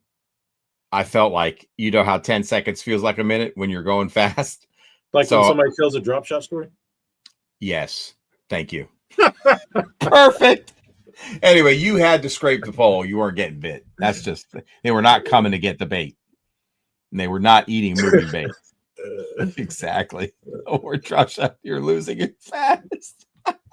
Tell your drop shot story on the goddamn Delta. I don't have one. Yes, you do. You got one with your buddy. Yeah, but that didn't involve me, though. I was there. I watched it, but I didn't participate. I got nosed out of that one. Everybody knows you don't throw a spinning rod, so how are you going to drop shot? Power shot? Have you ever power shotted yet? No. You ain't caught one on it? Have you power shotted? Have I? Yeah. Would you? I'm certainly open to it. I just look, dude, I'm telling you right now, would you free rig? Of course. I'm not anti rig. Especially if I can throw it on a bait caster. You could definitely throw it on a bait caster. I think it's a super crazy effective technique. Your fish aren't line shy down there. Water's stained, right? Oh yeah. Yeah, I mean, I power shot with 17. Next to Cypress and Barnacles. Actually, I take it back. I have drop shotted, and I'll tell you the crazy thing about it was we were in I was fishing with this guy, and he wanted me to go with him. An owner of a private lake had called him and said, the biologist came to the lake. We need to get some 12 inchers out of here. All right. Like a lot. And he called the old painter dude and said, I need your services. And said, all right. Oh. He said, bring your shit. We're going to go catch him. I said, all right. So we go out there, and he said, the mission is to fill both of these live wells to the top. Wow. Okay. So we go out there and we start catching them, and we're boxing them. 12 inches, boxing them. Bang, bang, bang. So it starts getting up like in the middle of the day, and like sun gets up, and we probably got 150 in the live well. And the bite gets hard, but they start schooling. And the dude I'm with, he said, get out your best schooling fish bait. And I said, all right. And I didn't really have like schooling fish stuff, so I dug around and pulled some shit out and tried it. And I think I tried like an underspin and like shit like that, normal stuff. And he was like, "Can we show you how to catch them?" I said, "I'd love to see." No way. He pulled out a 4-inch watermelon finesse worm, wacky rigged it on a drop shot, and threw it in the middle of the school. How about that?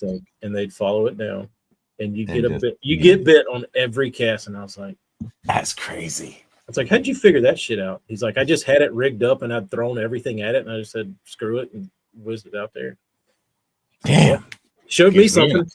Gives me an idea. Yep. What size weight was it? Did it matter to have to fall slow? I've tried to wipe it from my memory. I remember it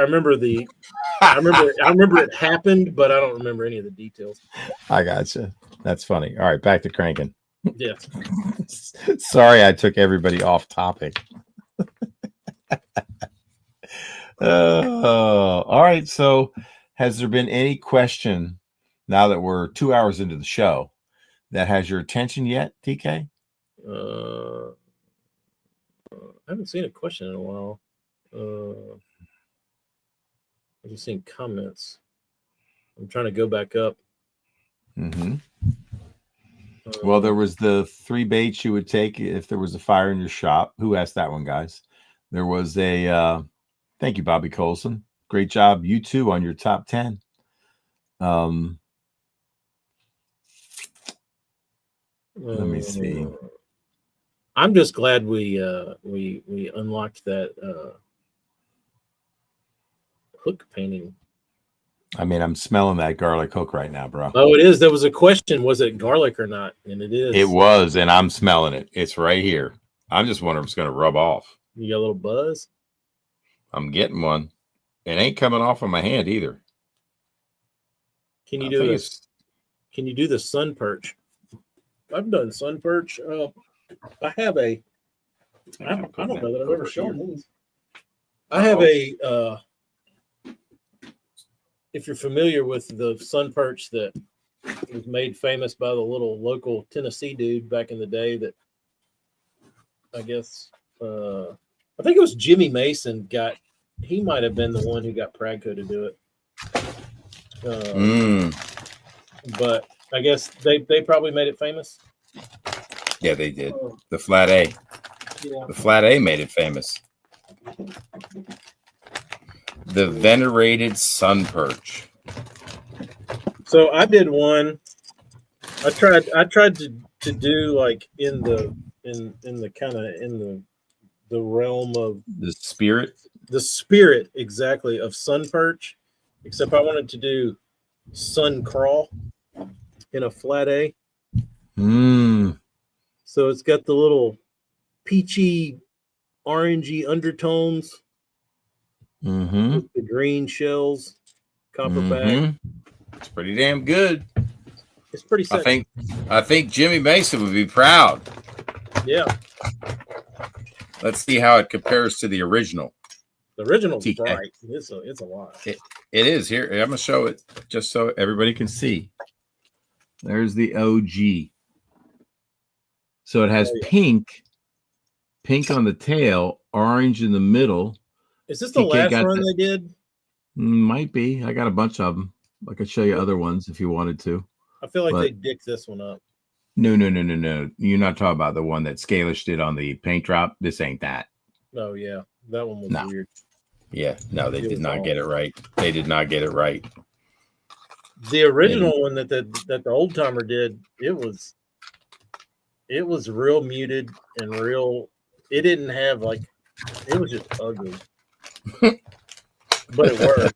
That's the one that Hot Defoe showed in the Gunnersville Classic. That's right. That kind of revitalized sun perch. I found me a sun perch on a bomber that got snagged in the Potomac. I'm like, oh, it was a fat A, 5F, Bad little bait. Caught a lot of bass on that one. Chartreuse blue. How many do you have a collection of baits you've found that you keep in a pile that are like found baits, or do you put them in the game? Nah. They go in the game. Yeah. Mm-hmm. I got a lot of, I don't know why I'm sitting on all this shit. Can I show you a bait that I hacked up? Now, don't laugh. I was trying to foil a bait with some foil from Michael's. Mm-hmm. I used super glue, but I like how it turned out. Okay. Don't laugh. All right. It's kind of rashed and thrashed already. What do you think? It's copper. You're not picking up the copper. It looks gold, but it's really copper. There it is. You kind of see it. What do you think, TK? Will that catch one? Of course it will. I threw a little orange on the throat and in the tail, just a black back, and I drilled holes for the red eyes. TK, I know that really drives you nutty, but I couldn't do it. I had to have my red eyes. But I like how it always got a hint of the copper. I haven't figured out how to foil, but I want to badly. It's a labor of love. Well, this was a labor of super glue and foil from Michael's. It was the cricket foil. It didn't work. It didn't work. Here's your little foil job. Flat A with a foiled fin.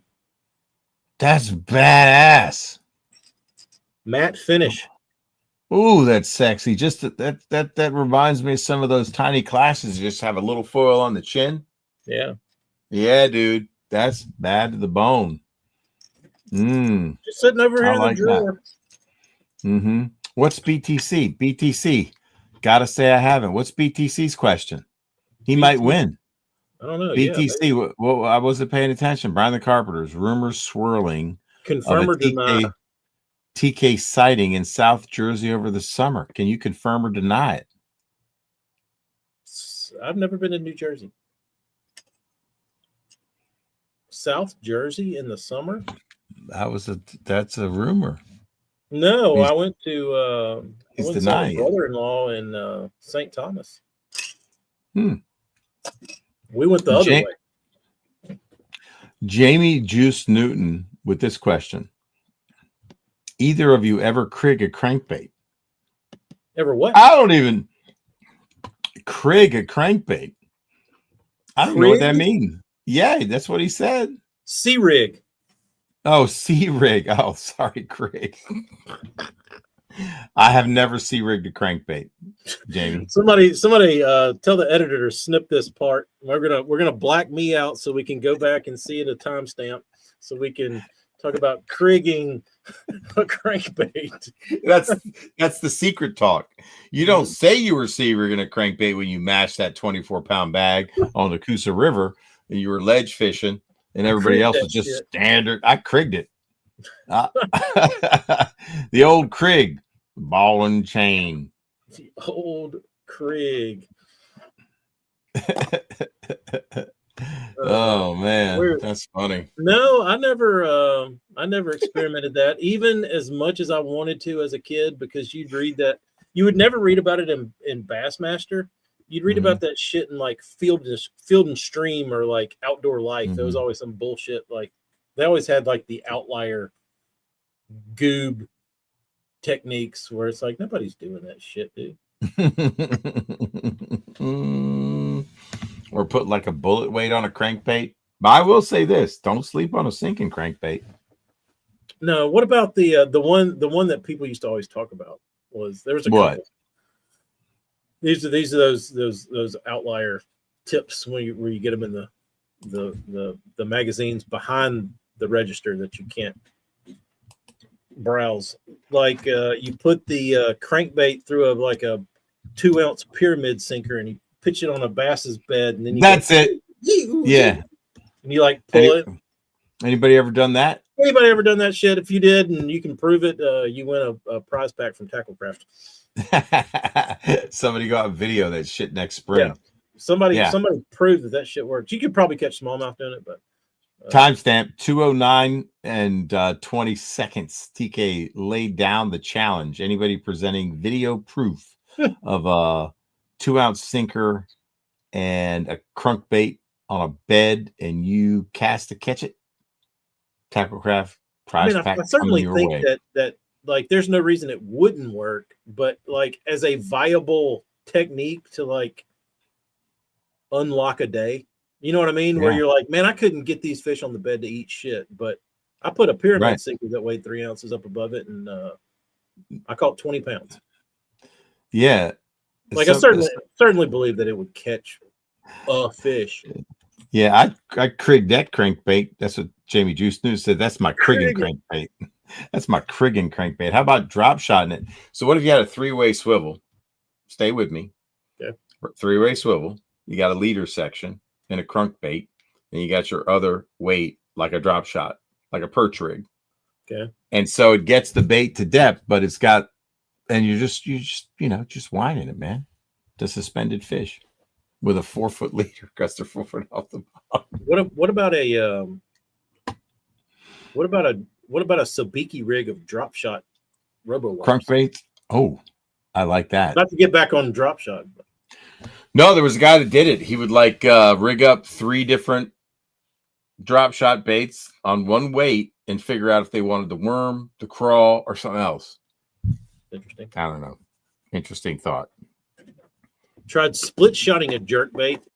I never got into the waiting, like not waiting, but like doing weird stuff with crankbaits. Mm-hmm. Dance was selling something like that in Walmart, so I bought man. Oh, Bill Dance. He got my ass. I was telling you, Eric. He got me, but he gave me some good ones. He got me too. Clay Williamson. They said they tried the drop shot crank at Douglas when they outlawed log lining. How did it work out, Clay? Hadn't heard anybody do that in a while. Mm-mm. Okay, Brian the Carpenter says, okay, now Wawa Hoagie Lady saying that it was a dude that worked with TK that showed up to a South Jersey Thirsty Thursday nighter. Who worked with you, TK? I don't know. It's certainly possible. The rumors just keep swirling and getting weirder.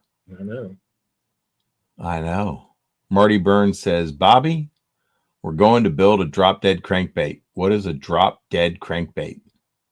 It's a drop shot hard bait. Oh, all right then. Delete this part of the stream.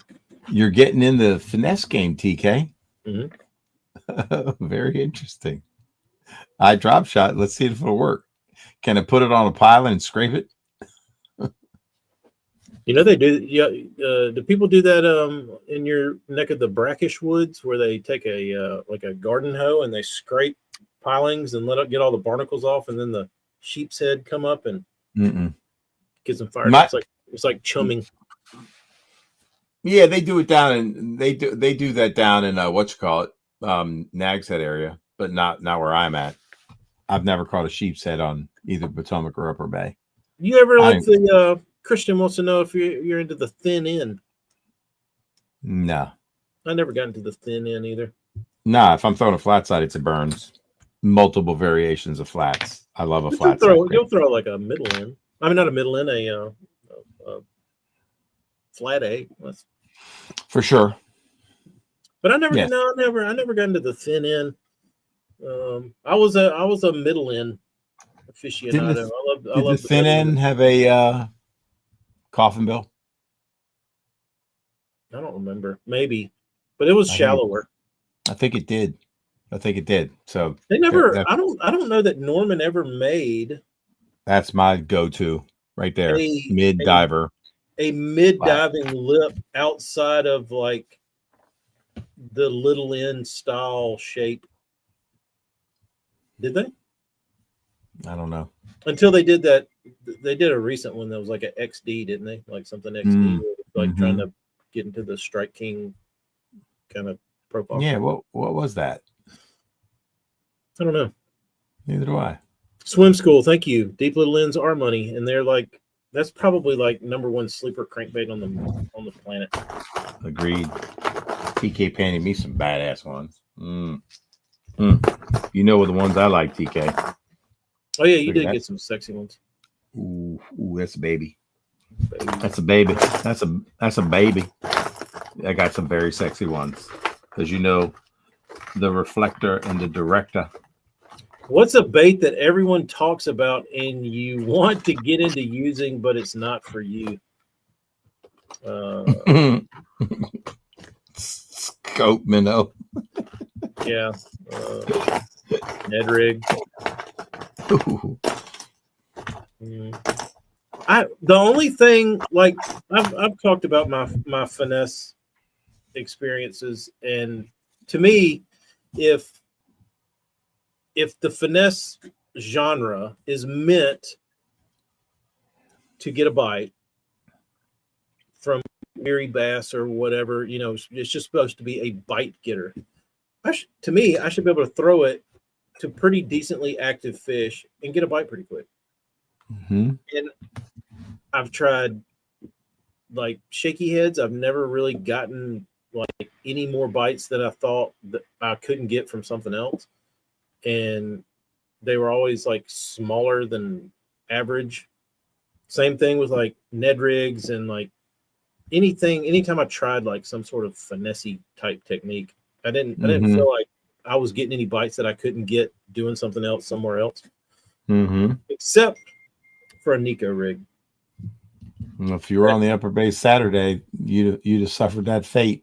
A friggin' Nico rig changed my opinion. It did? Nice. Well, it did, because it, like, the first time I threw it, they bit fish like they were supposed to. Like, you know what I mean? When people say, oh, this thing gets bit, if it gets bit, I should be able to throw it and get a bite. Right. That was the one that clicked. Where were you throwing it? Town Lake in Austin. Oh, gotcha. Were you throwing a trick worm with it? I'm assuming it was Zoom trick worm. Yeah, regular trick worm. Nothing fancy. Yeah, don't need anything fancy, honestly. No. Nope. Crankbaits. I don't even shop really crankbaits. I don't know. Like I'll look, I guess. But Stearman. Here you go. Here's one for Stearman. But it's got to be painted by TK Stanley if it's going to be in my box. Can't get no like standard colors. Come on, Stearman. Cal Downey's trying to trigger me. It's too bad. Too bad TK sent me all the OGs you could find. I'll even let you paint them. I still buy them. It's a badass bait. Missing out. That's one thing you actually find down here. OGs, double stamp. Yeah, a lot of them. There was a lot of them sold down here. I mean, good God Almighty, you should just paint them and put them on eBay, or sell them in the package on eBay. Make yourself some money. There is a legion of people who buy them. Johnny, I will say that, like, back in my, like, when I was real mad at them, like in my college days where I was fishing every weekend. Mad at them. And, like, blowing off class to go fish 4 days a week. I would try rigs like that, the Jika rig, whatever, however you say it. Like, if there was something new that popped out, and I always liked the idea of that one. Like, it made sense to me. And like I said, I'd try them, and if I couldn't get bit, I was like, screw it, I'll just do something else. Just flip a jig. Just flip a jig. Or just pitch a freaking beaver. Yeah, I didn't have to throw it. I mean, right? No, pitch a beaver, you're getting bit. Yeah, if you had a beaver, you didn't like. I swear to you, dude, I never took a 5/16 sinker off of my like Texas rig rod. That was all I pitched. I didn't know people threw other weights. Right. This is an important question. Oh, great, the Wonder Bread color. I mean, if you like stacking fillets in the live well, I mean, in the freezer for walleye. It's definitely the juice. Definitely the juice.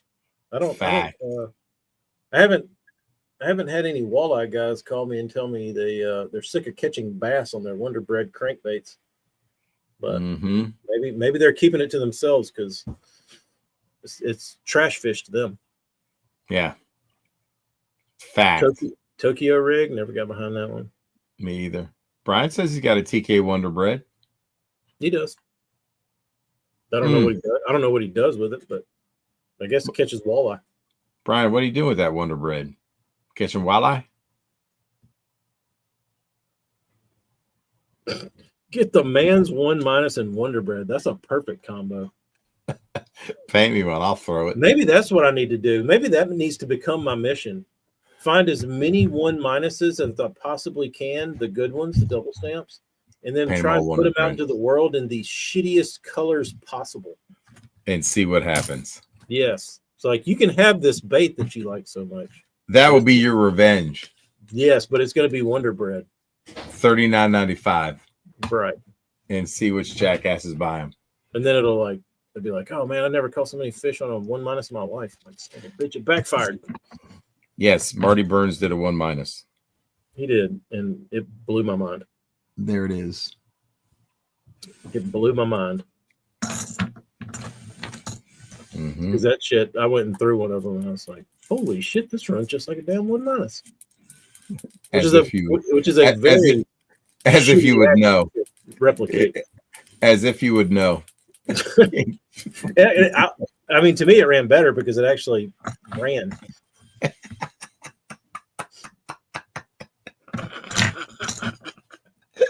I love when TK's got an axe to grind on a bait. He can't take it. You know what? I still carry one in the box just in case, and just in case the miracle of miracles ever happen. And you're in a shallow milfoil bed, and there's some bass in it, and about 2 foot of water. There's a foot of water over that milfoil, and you're snapping it through that grass and letting it pause, and you just see that 4-pounder just go, man, and your rod loads up. You're just like, me and Keith were fishing this summer, and we were fishing down this edge of it was like mixed coontail and eelgrass, and the tide had gotten up over the grass, and we were like throwing swimming jigs and throwing chatterbaits and stuff. And sure, he said, "Man, I think this tide got up enough. I might throw a 1-." And I was like, "Okay, throw that piece of shit. I don't care." And he pulled out like a chrome and black one. Oh, snap. He pitched it out there and reeled it through a clump and kind of snatched it out, About a 3.5 choked on it. And I said, ugh. Oh. And I said, first cast rules in effect. Yeah. I was like, oh boy, today's the day that Painter Dude takes the damn 1- ass whooping. And he got that one. It was a pretty good one. He threw it back out there like 3 or 4 casts later, catch another like 2-pounder, and I was like, ugh, this, don't like where this is going. And he threw it for another like hour and never got another bite. And I said, that bullet. Oh man, that's funny. The wake bait, 1.5 weight. Waker. Those were cool. I never got into them. I can't say I've ever done really good on a wake bait. Probably because I've always thrown a -1. Maybe I should turn to the wake. You got the Timber Tiger. You got the -1. You got all the surface stuff you need. You don't need another one. Almost every. Oh, I got wake baits. Don't be mistaken. I just haven't found the sweet spot or the conditions.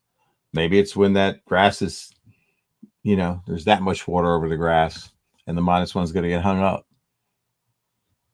I don't know. Me either. Maybe that's probably what I'm throwing. Because I know I'm going to get a big bite on a buzzbait if I throw it. There's nothing better than that freaking brick drop. Oh. I'm a buzzbait bite. Trying to find questionnaires. That chartreuse belly -1 that TK painted in the original Double E Bass Lab 4 set is fire. I've seen so many 3 and 4 pounders from the river that Ray has caught on that one. That's the copper shad, copper truce we called it. TK. Oh yeah, that. I'll show you. Was that the one that had the green scales and I just painted over them to use it as most like likely? I think you did. Yeah, it was clever on your part. Yeah, I wanted to keep that. I just wanted to add a little something to it. Yep. Let's go to Bass Lab Customs. I'll show you the set.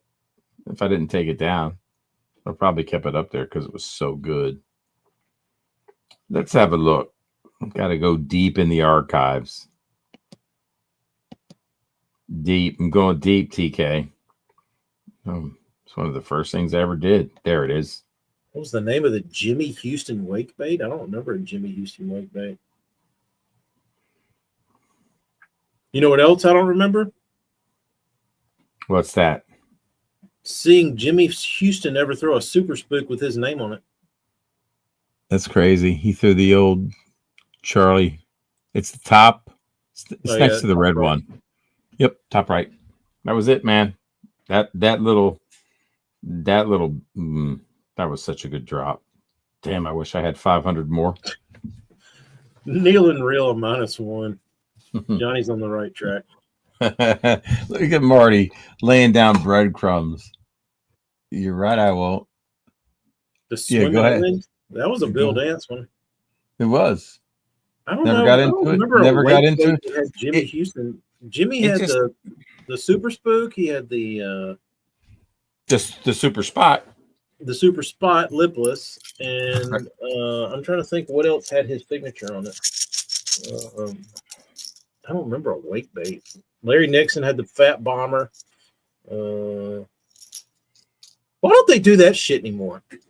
Bill Dance had the frickin' fat A. So did Larry Nixon. He had the little. He had the little one. That one. Yeah. Oh yeah, the bomber box. Here we go. Yeah. Vintage flat A. Bill Dance had the fat A, and then Larry Nixon had the smaller one. Right. I was like, there's a fish catchers, man. They are. What was that bomber box? Sorry, has guys. There been a new angler in the last, or a current angler in the last, say, 10 years that had their signature put on a bait? And put on a bait means written, signed, yeah, signed on the actual side of the bait. Not like Jay Lee's comeback jig, right? Like you got to see the signature. Ooh, that's a good question. That shit was cool, dude. That was cool. I think that needs to make a comeback. It does. How's your signature? Mine? Yeah. I would say that I'm the only angler that has my signature on a bait in the last 10 years. There it is. Epic. No, I mean your real signature. Oh, you want to see it? I don't want you to show it in case somebody tries to forge your checks or something. But oh, that's right. No, I kind of copied my dad's signature in a way, his style. So probably very romantic. Yes. All right. So your name would probably we'll have to maybe in the future, Eric, we can have I'd like that. A nice Eric Colosso. Bring back the signature series. Come on, let's do it. I like it. I do too. I thought that was cool. Denny's Tiny Torpedo. What a bunch of shit, dude. The Tiny Torpedo, you didn't like it? No, I was. Why? Like I worshipped Denny Brower, and then he put a Tiny Torpedo. Oh, yeah, and then I get it. But it never registered. You know what I mean? Lame. You're right. Like, why is Denny on a Tiny Tiny Torpedo? Yeah, he ain't throwing that. He never threw that. I don't think he ever caught a bass on it. I'm trying to look for a signature bait. I can't find one. Like recently, Toc didn't sign his, did he? No. Well, he's got it on the top of the RCs. I refuse to call him anything else. But was it his signature or just was it his signature? I don't know what it says. I think it might be his full name on the top. Takahiro. So that would be the most recent one then, right? Possibly. That's what I'm thinking. Timmy Horton did have a long A series. Yep. There's one. Yeah, it says Takahiro Mori, but I don't know if it's his real signature. Something tells me that's not what Takahiro's name looks like. But you got to say that's his signature. You know what? It's funny when we were talking about translucent or transparent shad. When you were talking about ghost minnow, it made me think that back in the day when Lucky Craft was coming up with their color schemes, and they're sitting around their big conference table, and they're like, what are we going to do for this color? Transparent minnow? And they're like, no, it's not sexy. Translucent minnow? I'm like, no, it's not sexy either. Ghost minnow? Ding, ding, ding.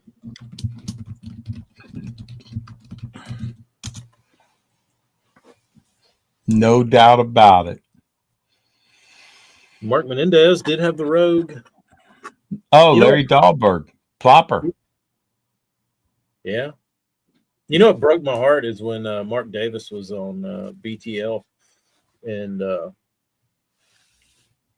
Panger asked him about his signature flat A's, and he was like, I don't even have any of those things anymore. What? It was no way. Well, I guess he got away from Pragco and went to Strike King and dumped all the damn fat-free shads and whatever else. He had a cool signature, man.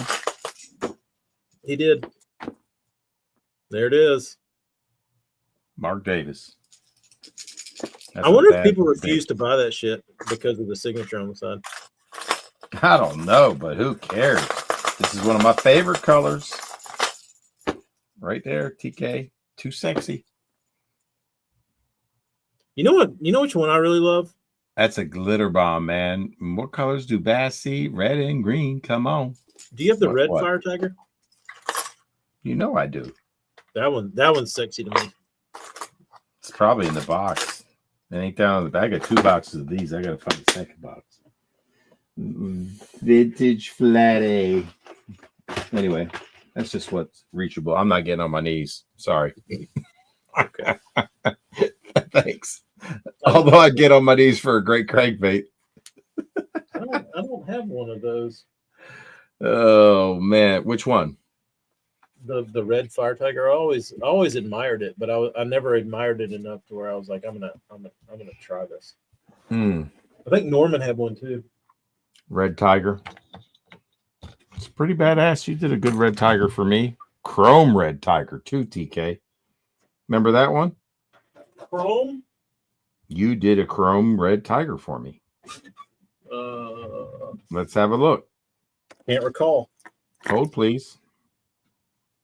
I'll show you. Bad of the bone, bro. I was going to show this color, but I'm not. I'll take it back.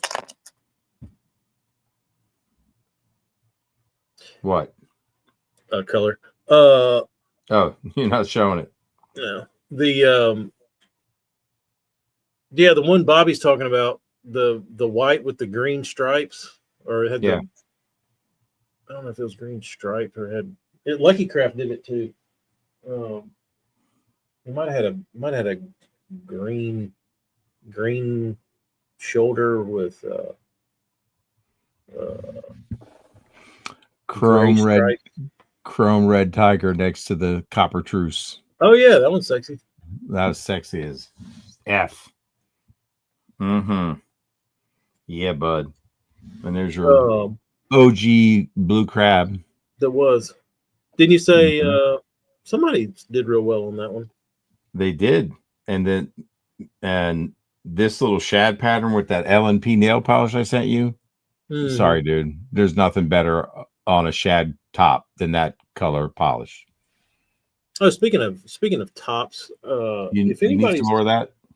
no, probably, but if anybody's considering having a bait painted from me or anybody, I would like to have a little PSA. What's the PSA?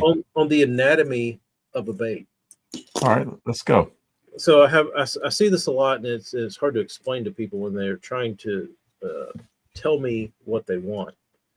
And there's a part of a bait right here. Shoulder? That is what I call it. It's the shoulder. That's what I would call it. A lot of people call that the back. No. The back is the top of the bait. That's the back. Yeah. This is the shoulder.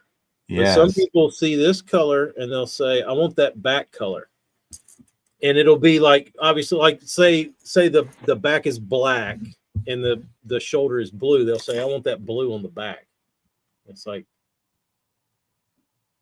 that's not the back. But it, like, in that circumstance, it wouldn't be that confusing because it would be the only place that there was blue. But if you get a bait that's not like that and they start talking about like iridescents that are on the back, and the iridescents are here rather than on the back, that's when it gets confusing. You have to like, it gets to be long-winded trying to decipher what actual part of the bait we're talking about. Yeah. So sides, shoulder, back, belly, throat. That's about all you Marty need. Burns, anatomy of a crankbait. There it is. Just to help out the painter dudes out there. That's right. Dustin Taylor's got it too. Yep. Come on. Yeah, I've got baits from Dustin Taylor. He really put me a damn challenge up, bro. What's the challenge? Ask Dustin if I can show it. Dustin, can TK show it? Let it marinate. Let it marinate. We'll wait. We're going to let it marinate. He might not want me to, which is perfectly fine. They're his baits, not mine. I just painted them. Exactly.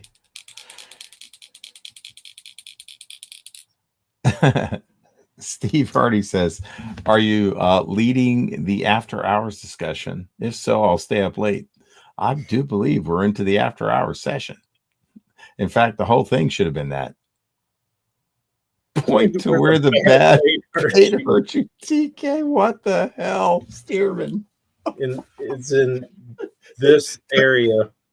TK, point to where the bad baby -1 bait hurt you. In this area.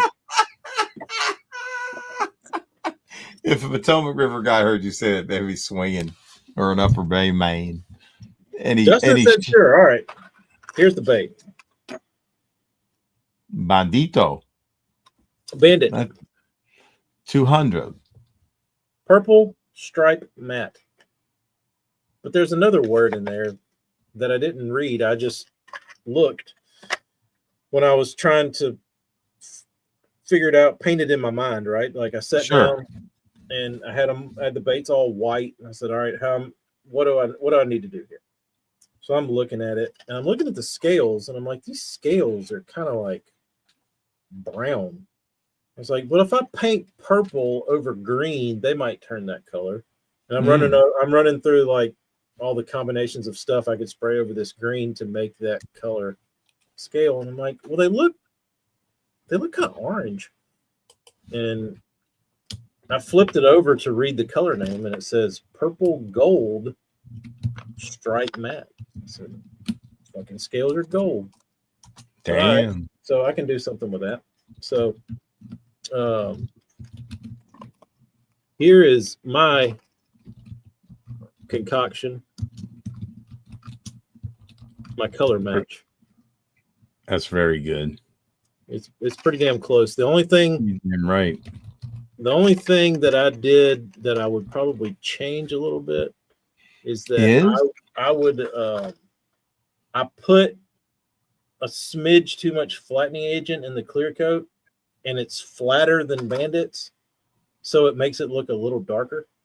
Mm. Um, Interesting. so I would brighten up the sheen a little bit, and it wouldn't look as dark. But I mean, it's pretty damn close. Yeah. I mean, if they're biting this one and you throw this one in there, I don't think they're gonna be like, nah, fuck that shit. They're biting it. They That's are. very good, man. I did him some wiggle warts too. So Bandit wiggle wart. that Dustin Taylor says it works. That's going to be in green water. So has anybody ever thought about that? It's been on my mind lately. What? So you got tannic water, you got clear water, right? How does the color of water play with the color of bait? I don't know, but I can tell you one thing. Picking baits to watercolor, I think, is 100% an experience thing. And you look at the water in it, and you just know. You just kind of know. You just kind of know. And I don't think you can teach it. It's one of those things that you just you just do enough shit. Yeah. And you see enough combinations of water, and it's one of those things that you just kind of know. Agreed. To me, I mean, I don't know how you could ever tell anybody how to choose a bait by like an infinite possibility of water colors. Very true. Because in the fall, like around here, it gets green, and but it's like it's kind of clear, and then sometimes you get a little wind and it chalks it up, and it's a different kind of green, and then it's just endless. But when you get to the lake and you see it, you're like, all right, like I need a chartreuse bait, but it doesn't need to be like bright chartreuse. It needs to be like muted, a little bit, like faded. That's right. Faded chartreuse. Give me like a faded series. Faded. Yeah. Very interesting. You have much tannic water down there, TK? A lot. Because so it comes out of all those swamps. Yeah, the cypress. So your tannic water versus like, lake clear water that might get a little green tint to it because of the plankton and algae, right? Or mud. So your tannic water can be clear. What happens to your tannic water when it gets turbulent? I don't like that. Yeah. So you're looking for the clearer tannic water. You're not searching for like I don't mind it in regular water. And that's the only thing I think about. Let me finish my thought, because I'm asking the painter dude, the color dude, you're fishing tannic. Does the tannic water, because it looks brown to me, play differently with the colors than your same color pattern in clear water? What is that fish actually seeing? Yeah, I think it definitely tannic feels colored to me. Does that make sense? Or am I making no sense? It's like brown. I feel like tannic water is it's almost like muddy water in the okay. Because I don't feel like a fish can see like a long way in tannic water. Okay. Like even though it looks clear, yeah. I don't feel like there's like a great deal of visibility in tannic water. Interesting.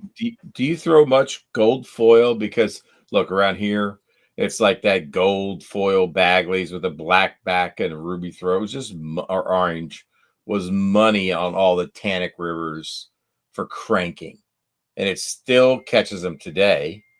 So why do you think that is? In tannic water. Why gold?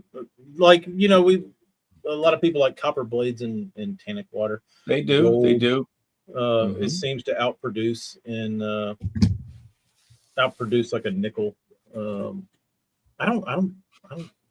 mean, it is as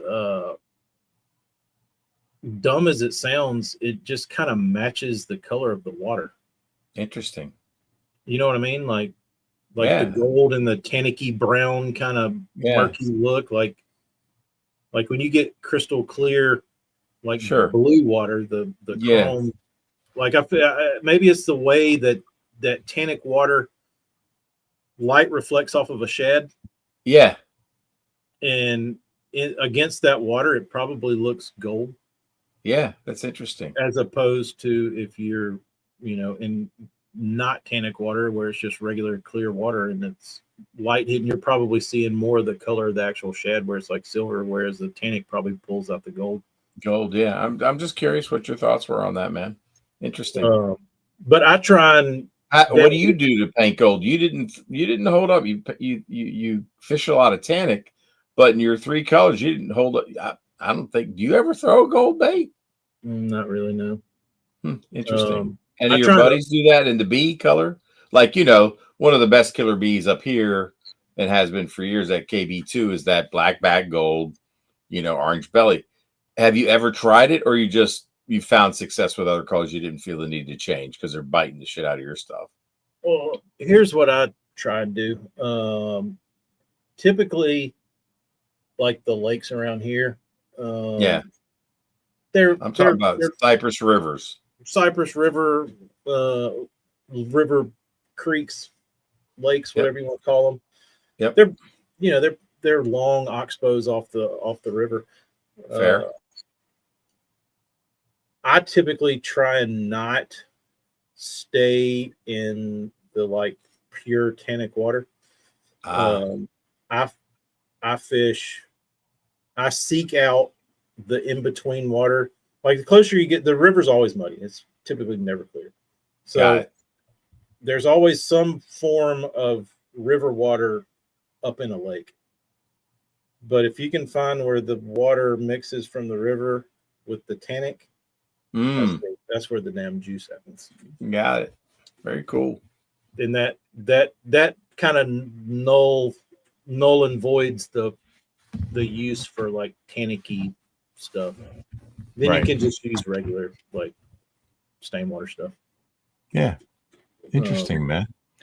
Jamie Juice Newton says, don't tannins absorb certain wavelengths? Now we're getting it seems like it would, because like if you stick your hand in tannic water, it's not like you're getting a good view of your hand. Like it disappears. Right. Sean Lai says, so when do you all choose gold versus silver? Are you talking blades? Blades. Yeah, he says blades. I just use one of each. It's kind of like using an EWG in the round bag. Yeah, I don't ever. Here's a pro pointer. If I'm building a spinnerbait, I usually make my front blade like closest to where you tie. I usually make it gold because they're cheaper. I don't want to buy a number 5 gold willow leaf because they're like double the price of a regular one. So, yeah, I'll put a gold one on there. It's just going to be smaller. The economy, man. And I feel like you're standing out more and more unique because most often you see that gold blade on the back furthest away from the head. Yeah, maybe. I think so. That's just the way I do it, just because I'm Think cheap. Man's classic. Yeah. That was double gold. Yeah. I'm just thinking about other baits. Like, I don't know. Looking at most of mine. That back blade is gold, bro. Gold on willows. Interesting. Well, I mean, if you think about a shad, like if you're trying to mimic a shad, I mean, the majority of a shad is silvery. So if your biggest blade is you want to match what a shad looks like, it would probably need to be nickel. That's just the way I do it. I just picked up some real silver blades and real gold 24 karat. Might have to send a few down your way, TK. Oh, don't I owe you some blades anyway? Maybe, unless we kept them. No, you made me pick them out for you. Damn it! I sent you goddamn pictures at the shop. The little ones. Yeah, the little ones. If you did that, then that means I'm gonna have to make a spinnerbait. I think you are. You are. Gosh dang it! I brought those all the way back from Nag's Head. You're making a spinnerbait. Did you? Have you done inventory on all those? Hell no. Come on, dude. I figured you would have dug into that shit as soon as you got home. You don't understand what kind of year I've had, man. No, they're sitting in the garage in a cardboard box that weighs about 40 pounds. I will tell you, I painted a bait for Darius. That was a little proto from Builder Dude. And it started bone. And I was like, I don't like that. And I added silver to the side. And it looked now we're talking. And I was like, now we're getting somewhere. Yeah, bone chrome. Been saying that. How come he got it first and I didn't? Well, then I added gold to the top and the shoulders. And it was like a you mean the back? No, shoulders and back, both. You said top. I had to correct you. Top is incorrect, yes. Well, I guess I'm confusing people. Shoulders and back. Yes, thank you. He went out there and took it the first day and started hammering on them. And it was like the bait kind of looked like it was like he was throwing a damn willow leaf blade. You remember the Downton Bobo fade blades? Those were popular. What's a fade blade? It was half gold, half silver on the same blade. Oh, maybe it was like dividing line. I just don't remember the name of it, but I've seen them. The fade blade. That way you didn't have to choose. You just put 2 fade blades on. That's cool. One of the things I liked about the Super Eruption spinnerbait. This is pretty cool. I thought they were pretty clever. It's one of my favorite.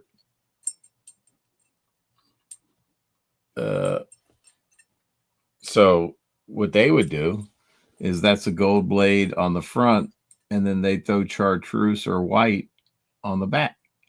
Oh, or red. Interesting. Very interesting. One of my favorite blade shapes of all time, reverse teardrop, thumps hard and flashes. That's the shit that's so fucking expensive to do that, like, yeah, everybody else says we're not gonna do that. It's not worth the price. They say give them to me. They do, and people paid for it. And what's interesting is you watch this run in the water, and you're getting that flash, but you're also getting a little bit of that color. So it's white, chartreuse. They did red, they did orange. It's badass. Yeah, like a solid painted blade can be obnoxious. Like, it's just all you see. It looks crazy unnatural. Like, to me, painted blades look like shit in the water. But on a cloudy day, they can come in handy. I've watched them out fish. They catch a shit out of fish, but they have their place. They don't look sexy. They're real clunky. But I can see where that would be the answer. Yeah, right. Yep, I could get behind that. Yeah, very, very interesting. I can. Well, TK, it's getting about that time where you got to pick the winner 3 hours in. I don't know. Come on, TK, you got to do it. I don't know. What? I wouldn't even be sure that we would be able to remember who asked the damn question. I don't either. This is bad. All right, everybody's gonna have to pick a number then. Yeah, that'd be the easiest way to do it. All right, if you're still watching, 75 people are on the show right now. TK, I want you to think of a number between 1 and 100, and you have to wait for everybody. I don't have a random. Do you have a randomizer? I don't have one. I mean, I can pull one up. You mean for all the people that are in the chat? Oh, no. I can just pick a random number. Well, right. Pick a random number in your head. I trust you. You all trust TK? So we're going to do that like in Vegas vacation. They're already guessing. So did you have the number? Yeah. Okay, he's got the number. Now you got to watch the numbers. Pinhook was in first with 20. Clay Williams, 6-7. You mean 67? All right. Anyway, I trust TK. Bobby Balsa. What did Sean say? 337. Okay. No double guessing. Sean, you've already double guessed. Stop it. You only get one guess, you weirdos. Did I say weirdos? I fucked up. Bobby Balsa keeps throwing. Well, he's what's Bobby at? Up to 4 3, guesses. 7.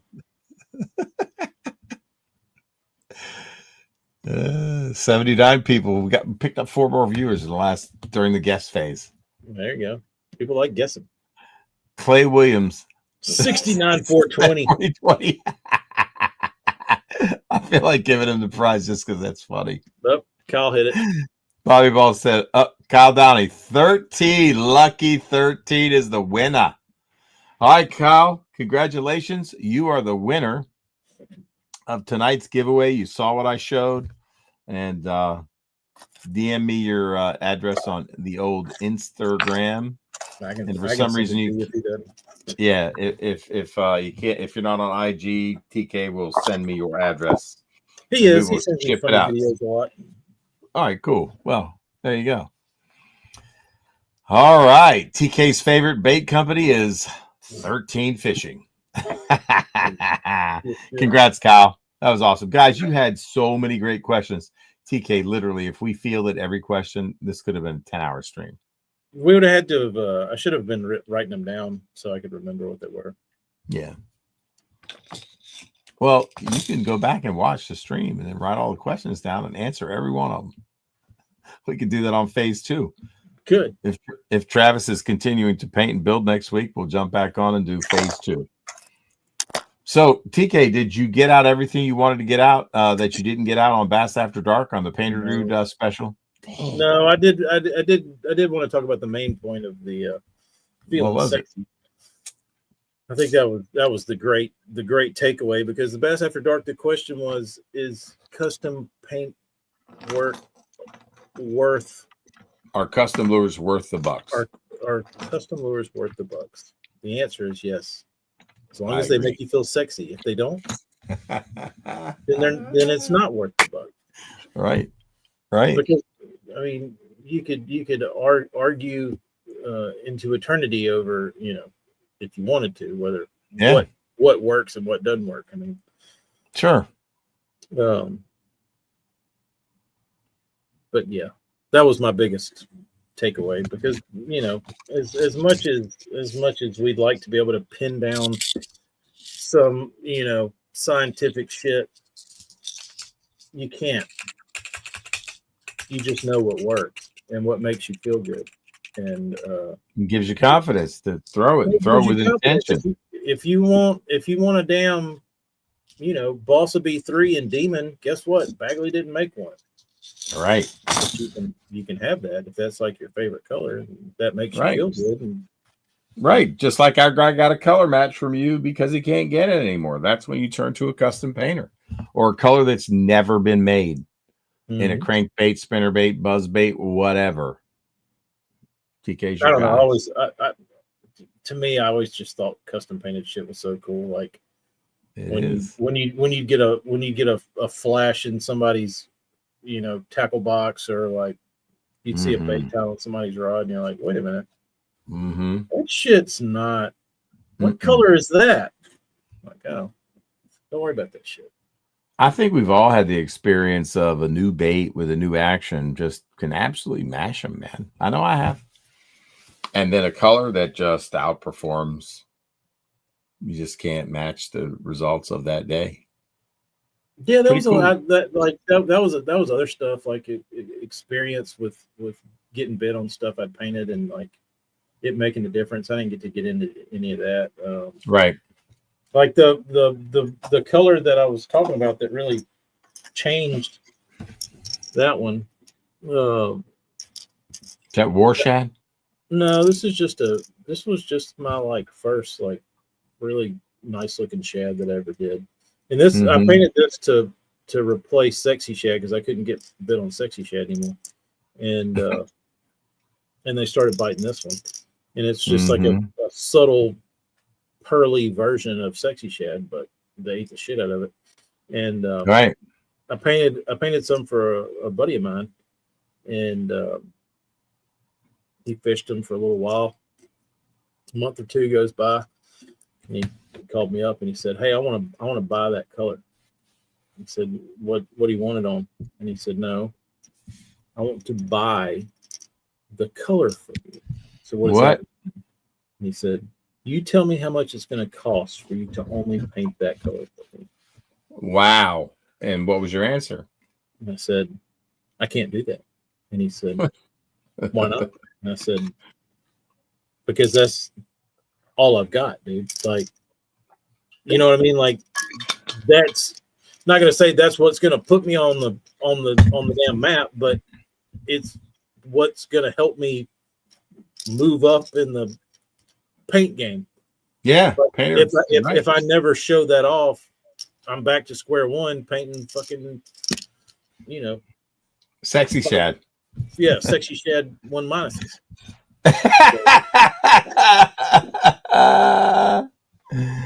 Oh, I cannot facilitate that deal. So smart man. I cannot facilitate it. But it was actually and since you've made billions off that color, I mean, you made the right choice. Clearly. You have 3 billion at this point. Clearly. But that color disappeared when I moved from water-based paint to solvent-based paint. I could not match those colors.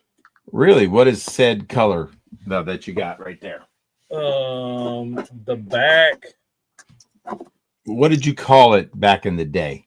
What did I call this shad pattern? Yes. When you were painting with water-based paints. I don't even remember. Okay. Make it up now on the spot. I want to hear what you'd have to rename it.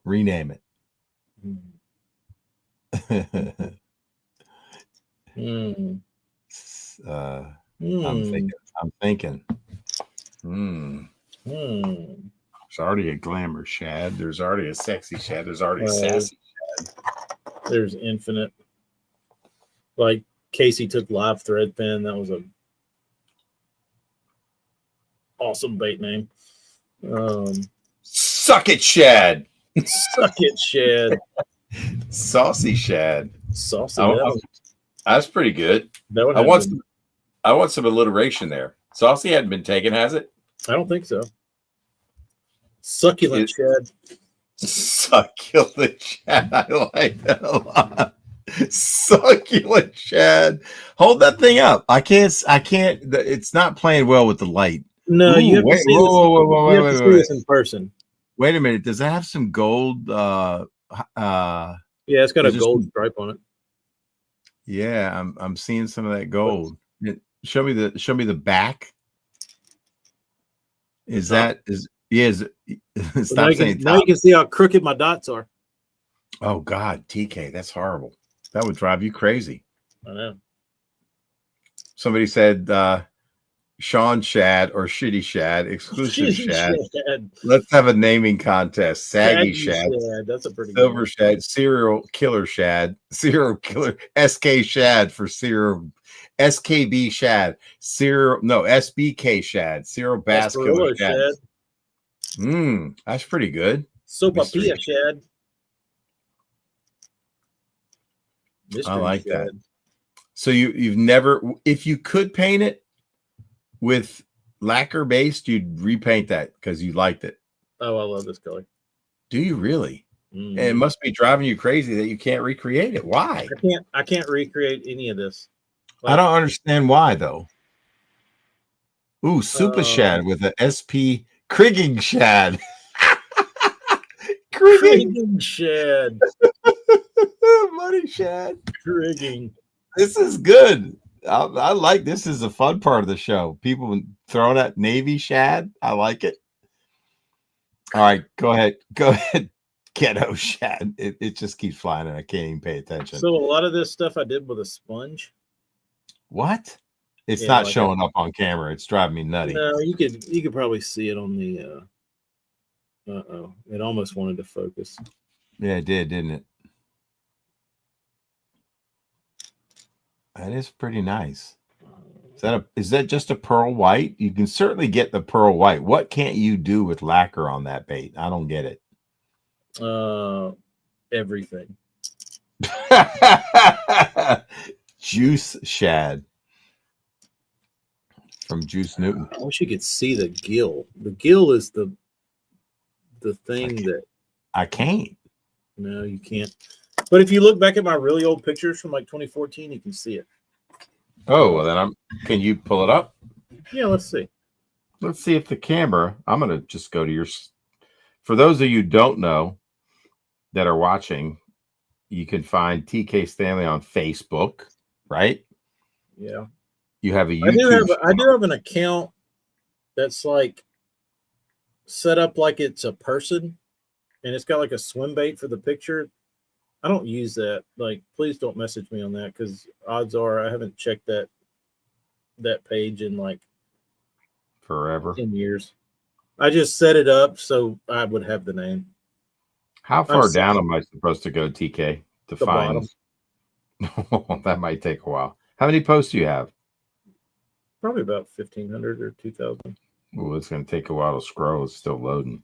I'm just going to keep. Yeah, I'm still going. Oh, me too. Let's see who gets there first. You probably got a faster internet than I do. No. Scope or die. I just passed scope or die. Oh, I'm way past you. I think I'm in Austin. Oh wow, I don't even know what that means. I'm at the where I just moved to Austin era. This is, yeah, that was the best work I ever did. Shady McShad, Dementia Shad, Stanky Shad, Sad Shad, Trailer Park Shad, Sierra, Never Again Shad, Smoking Shad. People were having fun with that.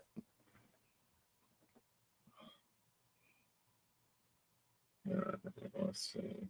Now I'm just getting lost in your paint, buddy. No, I like going back to the old stuff. The old stuff is the best. You feel like the old stuff you painted was the best stuff you painted? Hell yeah, dude. Not even close. Like, old school me would fucking smoke 42-year-old me. What happened to you along the way? Well, damn, TK, what is going on? We got to have what's happening with you? I was angry, dude. I had an axe to grind. That's pretty sexy right there, TK. Yeah, that's probably pretty close. That's very close, and that's badass. Wow, I see the sponge work that you're talking about. But if you look on the gill plates of all my shads back then, when it had gills, you could see like a little swirly, iridescent color. Oh, I'm looking at it. I'm looking at it right there.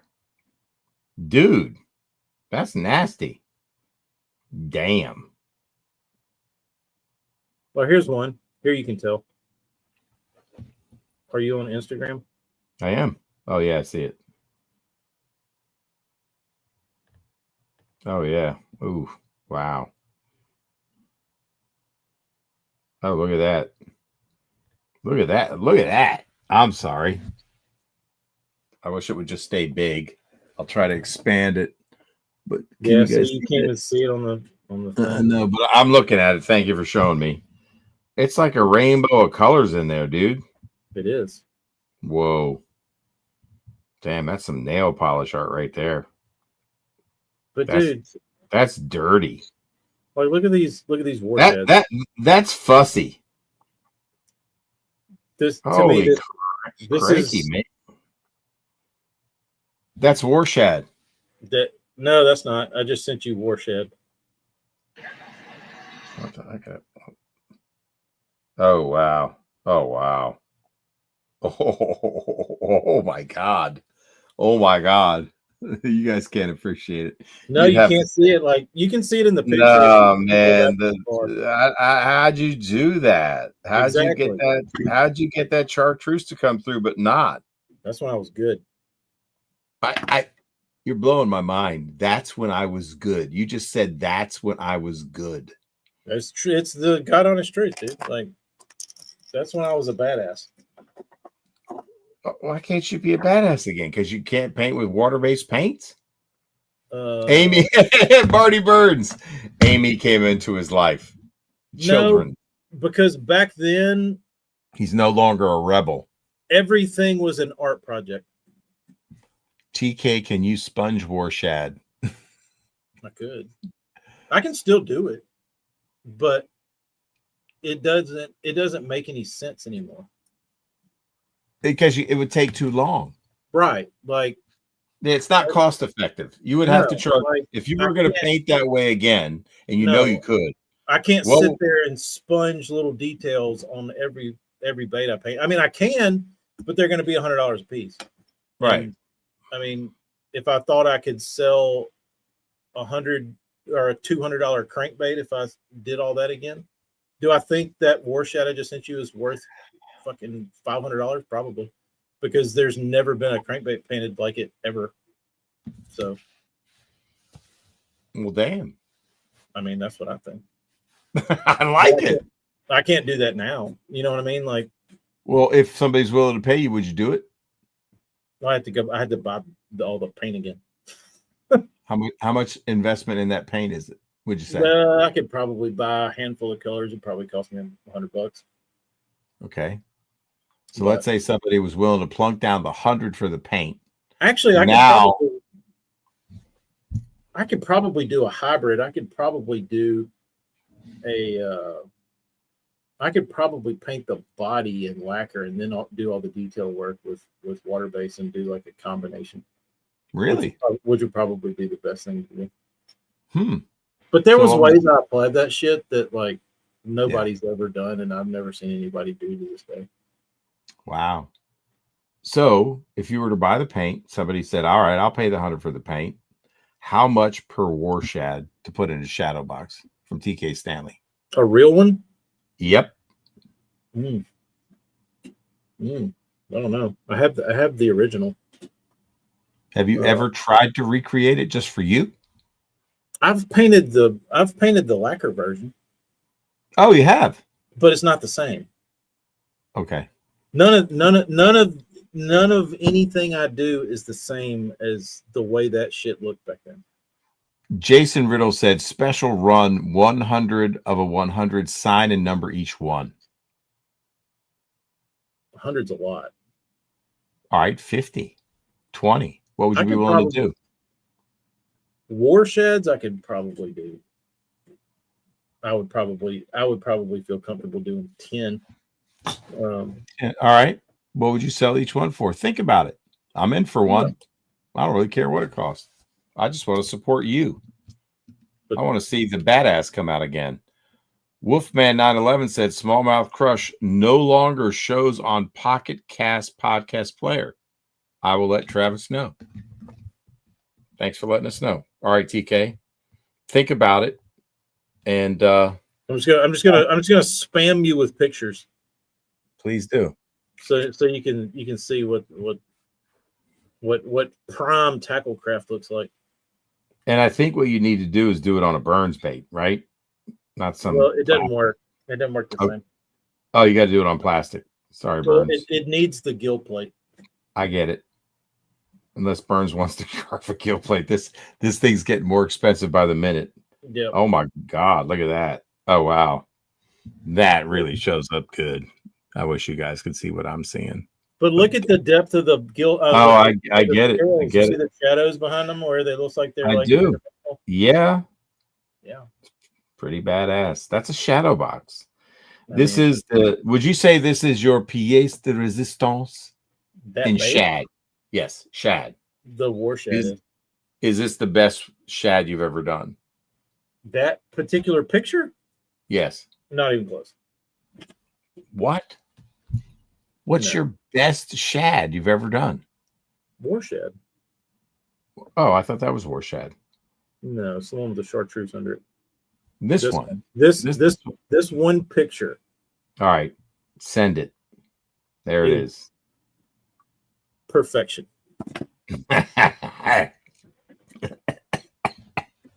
I'm getting choked up. All right. Will you do 10 of 10 and then reveal the price? Yeah, because here's why. I would not. Love the way you say why, by the way. What? I just like how you say why. I try to imitate you. If you haven't noticed. No, you didn't say it right that time. That wasn't the TK Stanley why. It'll come out. I was trying to figure out what word you like asking a question why. No, just when you say, sometimes when you say why, I just like the way you say why. And I always try to imitate you. Why? But keep going. That's it. Because if I did that, Mhm. I would, and I sold one to you, and I had 9 or 10 more, however many I had left over. It would bring me joy to have 10 of them hanging on the wall. It wouldn't matter if you sold any. I'd like looking at them. I agree. Marty Burns says he could do a Moab. Marty, you're saying you could do a Moab with a gill plate? Well, the whole thing with that color and the way I painted, like all those colors I did back then. Yeah. They were all built around a Lucky Craft. Like, right. That's why they all work, is because that paint job is built around a Lucky Craft. A Lucky Craft 1.5 or a BDS? 1.5. A BDS, it works.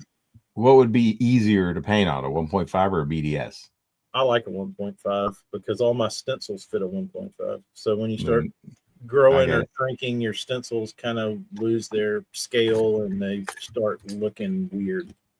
Right. So, I got you. Dude, there was so much color in that shit. I mean, that ain't exactly that ain't exactly a Warshad, but that's pretty badass. The one you that's the lacquer version. But here's a prime example, Eric. That's a BDS wide wobble, dude. So look at the depth of this gill plate on this 1- I just sent you. All right. It looks like the bait is cracked. Oh, it does. I can't do that shit anymore, dude. I could then. That's crazy. I wish I had that. I wish I had that 1-. I had a fucking axe to grind, dude. It's like, like all the guys that were like painting gill plates like I do now. That was like the fuck you to all them. Right. Like, this is what the shit's supposed to look like. Yes. But now I'm that guy.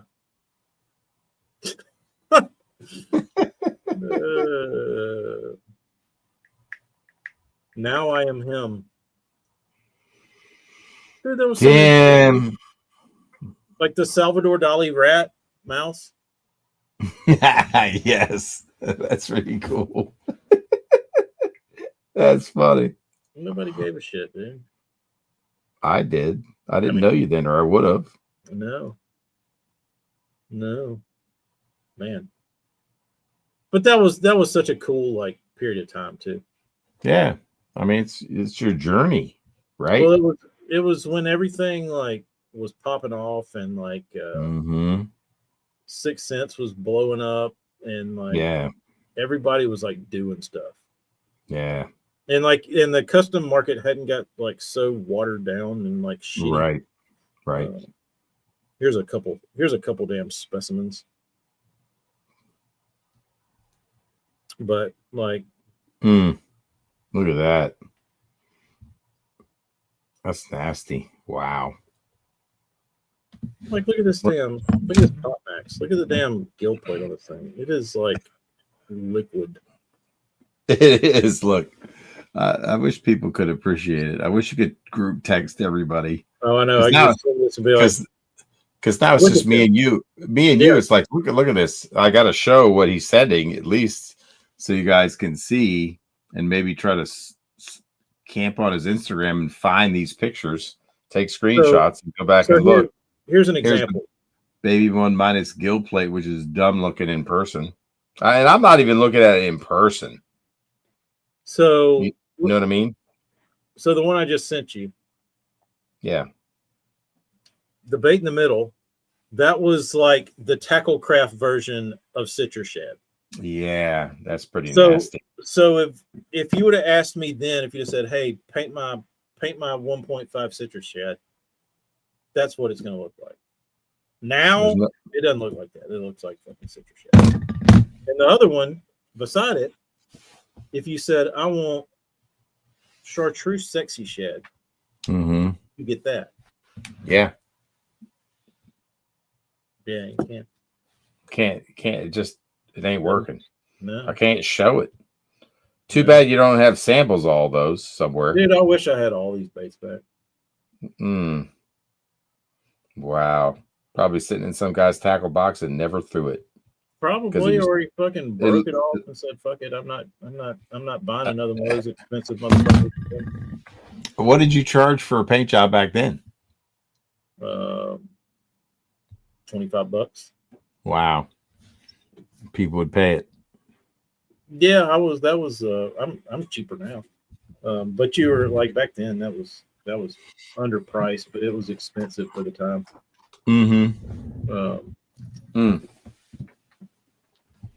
It's pretty badass, dude. What you got? I mean, what you got was something worth having. You know what I mean? Yes. And the shit I do now is cool, but it's not like that stuff. Right. I would like to be able to go back to that. To where you don't have to make a living painting like a bunch of shit. You can do like, and I still do it from time to time. Where I mean, if a Japanese guy can work on a bait and sell it for $100, why couldn't you? They would want an American bait, wouldn't they? You just maybe need to find some conduit, Silk Road. Just talking out loud. Well, don't they love American-made balsa baits? Yeah, but you can't make them look as cool. No, I got you.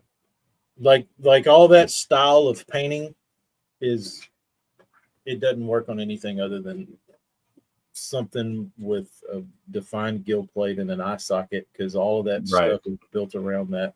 That makes sense. That part. Right. And I've done it on wood baits, and it never looked right. Yeah, their gill plate's pretty cool. I got to give it to them. That's pretty cool. Yeah, like Lucky Craft. I mean, if there was another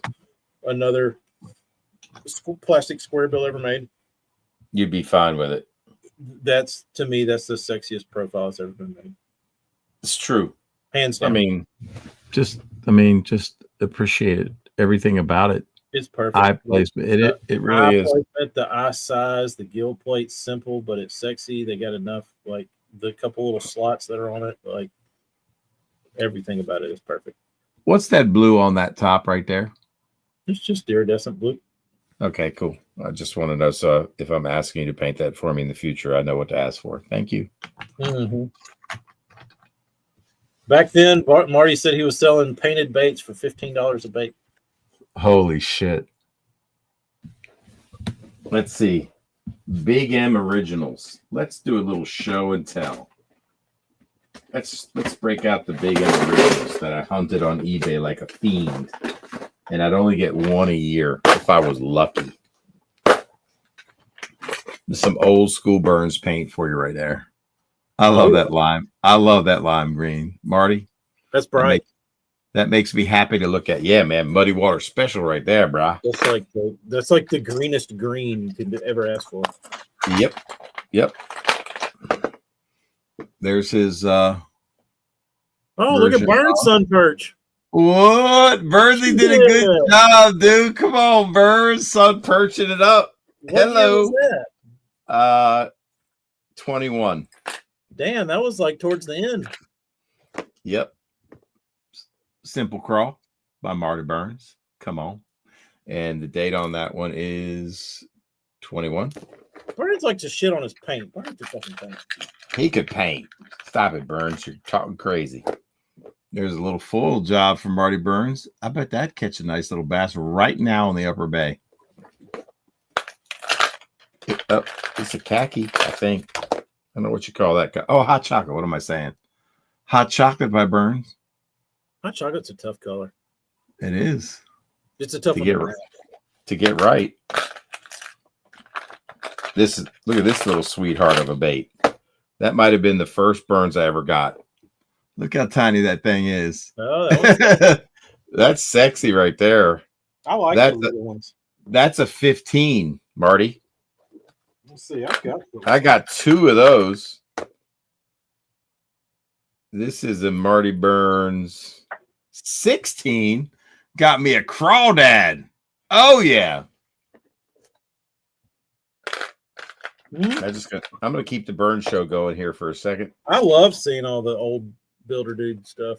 There's another 16 for you, TK. That's pretty hot, TK. Oh, that's nice. Yep, and a yellow belly. He gave us a yellow belly on that one. Ooh, this is another good color of Burnsies. This is a 12. This is early Burns. 12. Ooh. That was 12. probably, that might have been when me and Builder Dude first started talking. No, that's pretty wild. This is a hot little ticket color. This is a 2010 Royal Shad. That might be the oldest Burns. Burns, when'd you build your first crankbait? 10?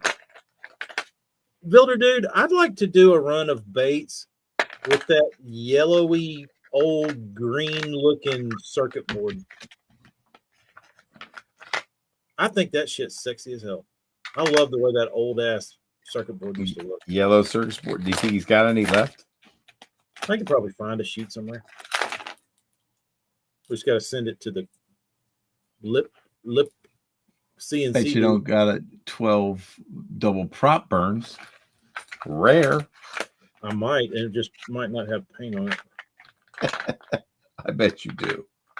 I'm sure there's not much you don't have. Well, Burns was send me. Burns was. Here's the thing. Burns was. Look at that little glitter bomb. Ooh, that looks like. Yeah, little chartreuse cheek. That's a 15. Anyway, oh, he did me one special one. This is newer. Maybe it's not, but abalone. Oh yeah, you got one of those? I got an abalone. Damn, you fancy. I'm fancy. Abalone. I've got one. He just didn't paint it. Fire he made me paint it. He did. Fire Tiger. Let me see. What does a rare Big M Marty Burns original painted crankbait go for? Marty? He's going to be a future legend. I need to apologize to Marty for me when I was younger, when I first started talking to Builder Dude, because I was probably the worst customer ever. He said 2003 is when he built his first bait. What is the apology for, TK? What, pray tell, were you acting up about? Because I was such a fucking dipshit, like anal about like every little nuance of whatever. It's like, hey, can you do this? Can you just like shave a little bit off the nose? And like, I knew what I wanted it to look like in my head, but I didn't. But I was too fucking, too much of a dickhead to like sit down with a knife and just do it myself. If I'm that's how I am now. Like if somebody messages me and they're like real fucking picky, like if you're that picky, you should be doing it yourself. Did he ever say that? He was hard to please back then. he may still be hard to please. He's a particular guy. I'm grateful and I'm thankful that Builder Dude didn't tell me to eat shit and fucking kick rocks and build my own damn crankbaits. What was the first crankbait that he built for you that you sold? That I sold, it was a Hellcat. Wait a minute. No. What did I buy off of your site? It would have been the old Hellcat. It would have been like the E1 style. I didn't know it was called the Hellcat. Thank you. Well, it wasn't called that back then. That's what I took up to freaking the St. Lawrence and caught the shit out of them. I cranked that bank, dude. They were eating that bait so good. No, Builder Dude. Travis did a little filming for me. Yeah, dude. Dude recommended Builder Dude when I was looking for somebody to replace my Bagley lips. And I guess really, that's how you got lip I don't replacement. know why I couldn't do it myself, but I guess I didn't want to. I didn't think I was capable. Lip replacement. Lip replacement. Somebody said you need to talk to Marty Burns, so I emailed him. That's what brought you guys together, is a lip replacement on a Killer B2. It was B2s back then, just the regular ones, and then we graduated to Killer Bees. Wow. And then he said, cool. I can build you a better bait than this piece of shit you're throwing. I said, what? Oh, I've got all my early builder dude square builds. Come on, let's have a look. Don't make me just do all the show and tell here. Where are they? Might be here.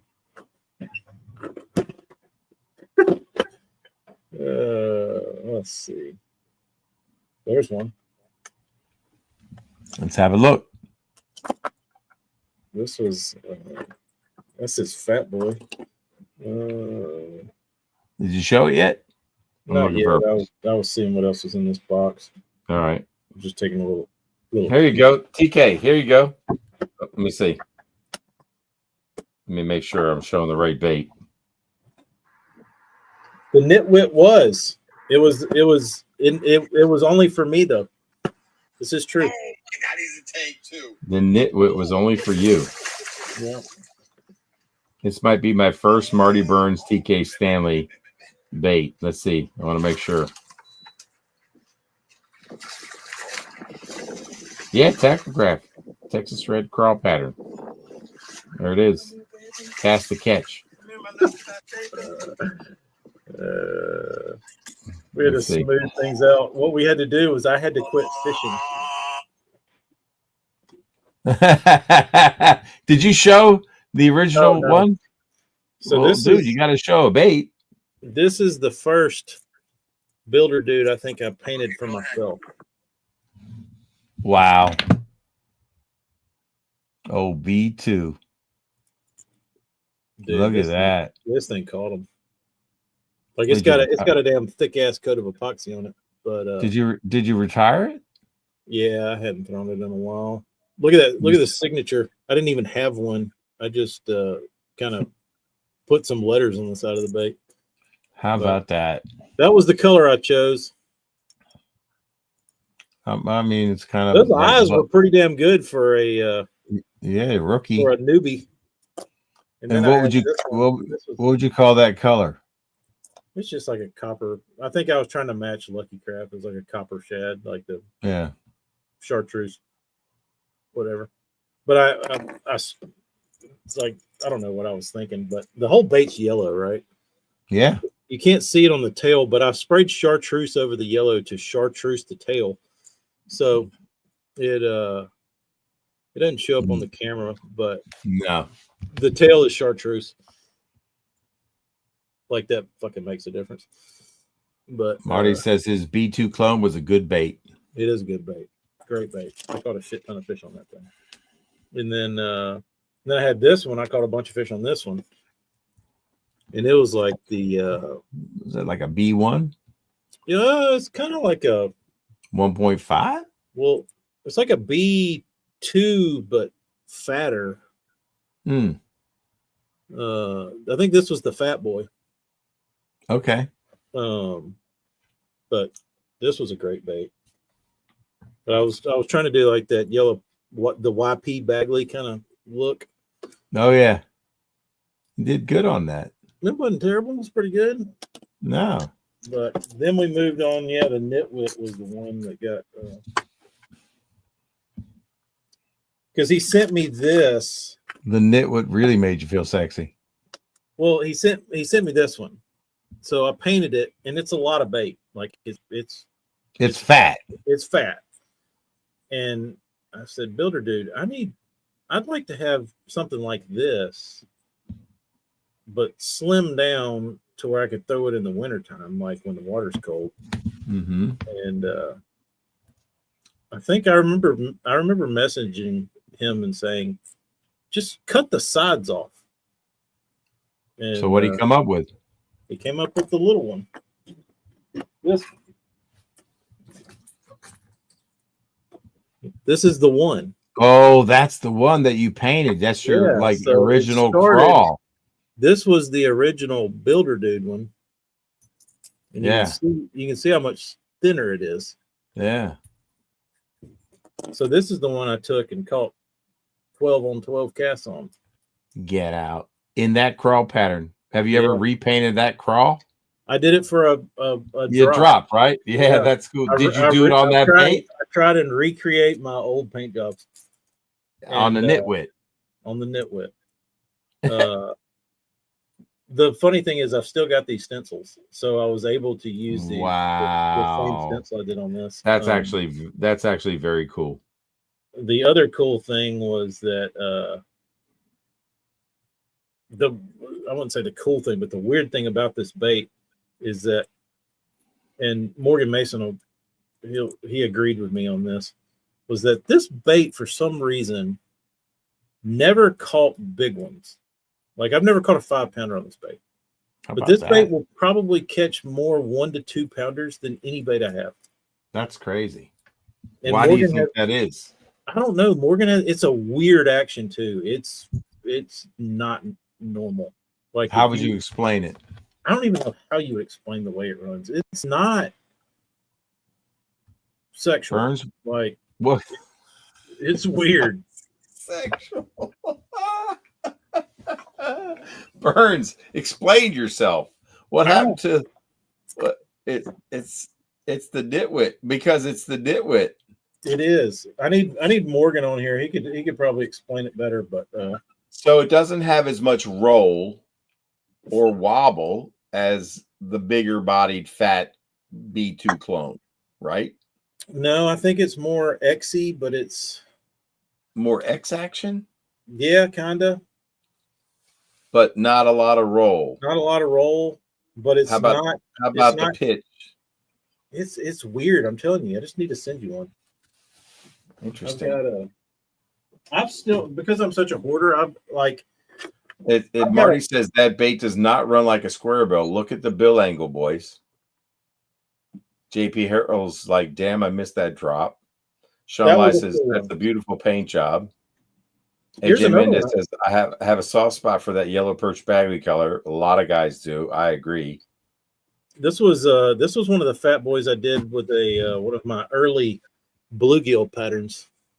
Look at that. We're going down history lane for TK. Yeah, there's the fat boy. I caught the shit out of him on that.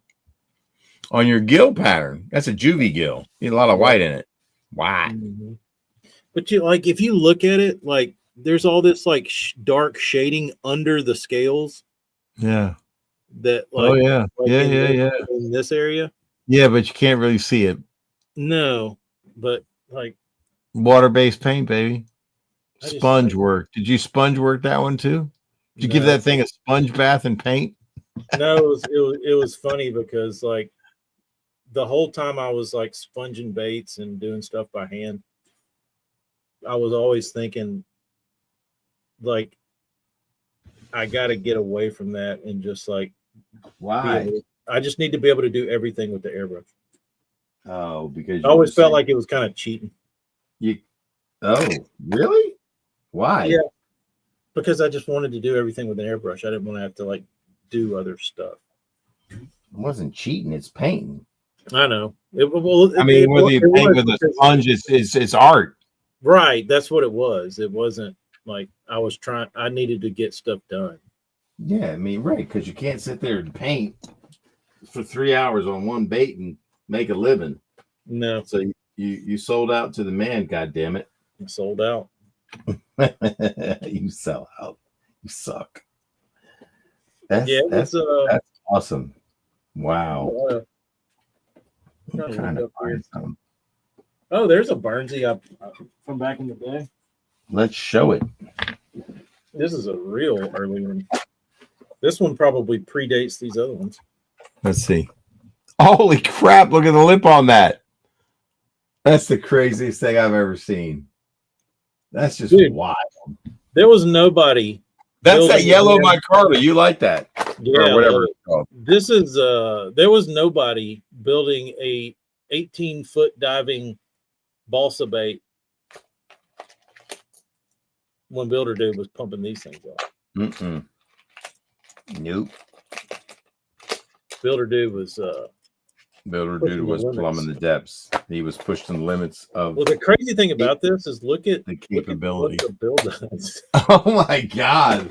Would it even get the depth because it's flexing so much, or was that the magic of it? Would it pop off a stump and do something? It just rocket out of the water. I was looking for something. I can't find it. Oh, man, well. That shit was fun. That is fun stuff. TK? It's still fun. Awesome. It's just different. You're just getting old. I'm just getting old, I guess. I'm just getting old. Can I show you a little nail polish work that I'm proud of? Sure. I can't really find the one I love, but that's all freehand.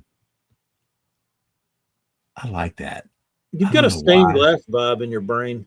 I do, man. Definitely. That's what I was going for, but I just like it. I thought it was cool. Looks kind of cool. Anyway. I've always loved your nail polish designs. Really? Well, yeah, because they were I don't know. They're unique. You didn't, most people just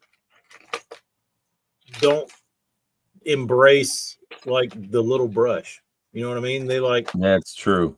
They jump past that and they're like, "Fuck it, I'm gonna go get an airbrush, or I'm gonna go do something else." And like you embraced the nail polish, and you took the time to sit there and fuck around with that brush and like.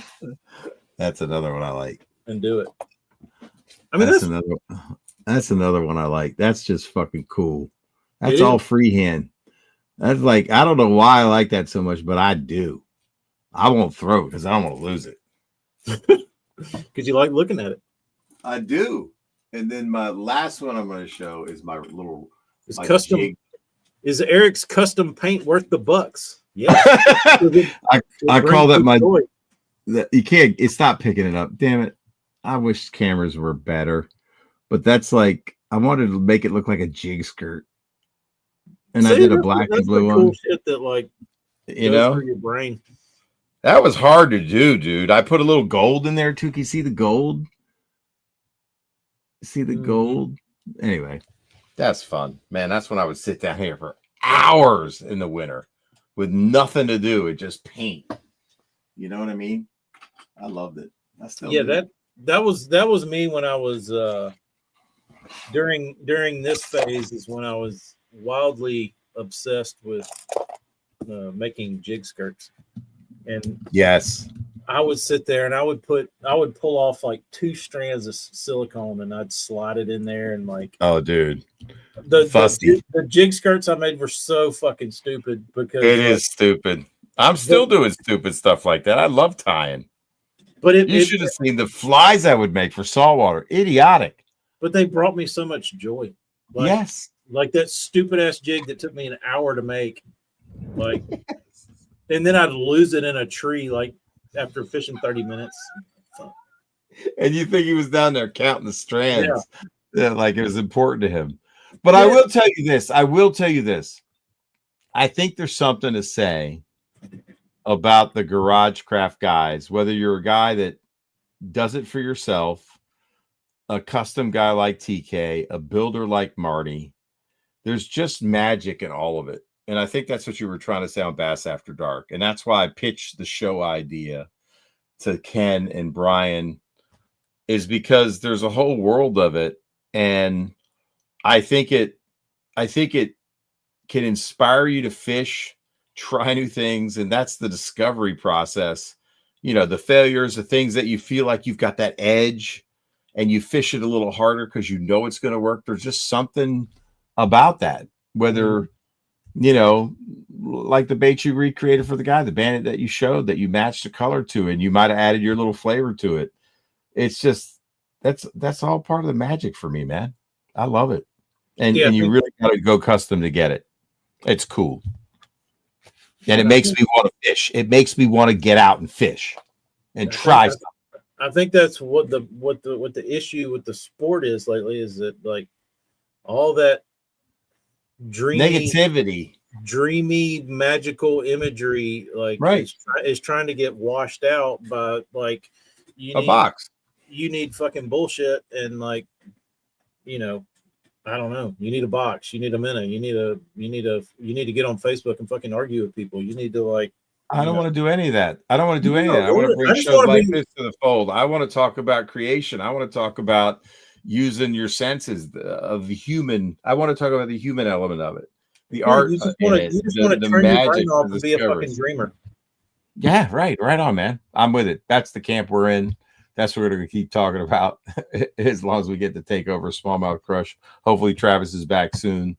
I really appreciate everybody tuning in. There's going to be episode 2 on Bass After Dark, and it's going to be our custom baits worth the bucks. Episode 2, the Builder Dudes. So stay tuned for that. And we are going to dive into the paint again. They want to do a round 2. So TK, stay tuned. I'm ready. All right, man. Oh, we're almost hitting 4 hours. I got to go to bed. I got sales calls tomorrow. Oh yeah, I keep thinking it's like the weekend. And by the way, I'll stay up another hour and a half eating popcorn and watching some Netflix because I can't go to bed because I'm too excited about what we just talked about. Juiced up. I'm always juiced up after I do a stream like this. Thank you guys for tuning like in. when I get home, I'll sit there on my phone for like an hour and a half. Like it'll be like 2 o'clock in the morning. I'm like, I gotta go to sleep because the kids are gonna be up in 4 hours. I ain't going to bed. That's been my life for as long as I can remember. So, well, guys, thanks again for tuning in. And as we always say on Smallmouth Crush, until next time, we'll see you on the water. And congratulations, Kyle Downey, for the lucky 13 guests. TK, you're sending me his address, and we'll get that gift pack out to you. And we'll keep you guys posted on next week. You guys have a great week, man. And tight lines out there if you go fishing. Thanks, everybody. Right. Thanks, everybody. You got it. Thank you, guys. Thanks for hanging in there. Almost 4 hours in. Good job, TK. That was a lot. I love that burn show and tell at the end. I love the war shad. 10. I got to make that happen. I'm buying the paint. Even if I don't get one, I'm buying the paint for you. I'm donating the $100 to Tackle Craft to recreate war shad. Coming to you this Christmas. I'll just add it to the bill for the last baits. I haven't sent it yet. Oh, yeah, please do. Yeah, I'm scared to know what that number is going to be. All right, really. Until next time, we'll see you on the water. Adios. All right.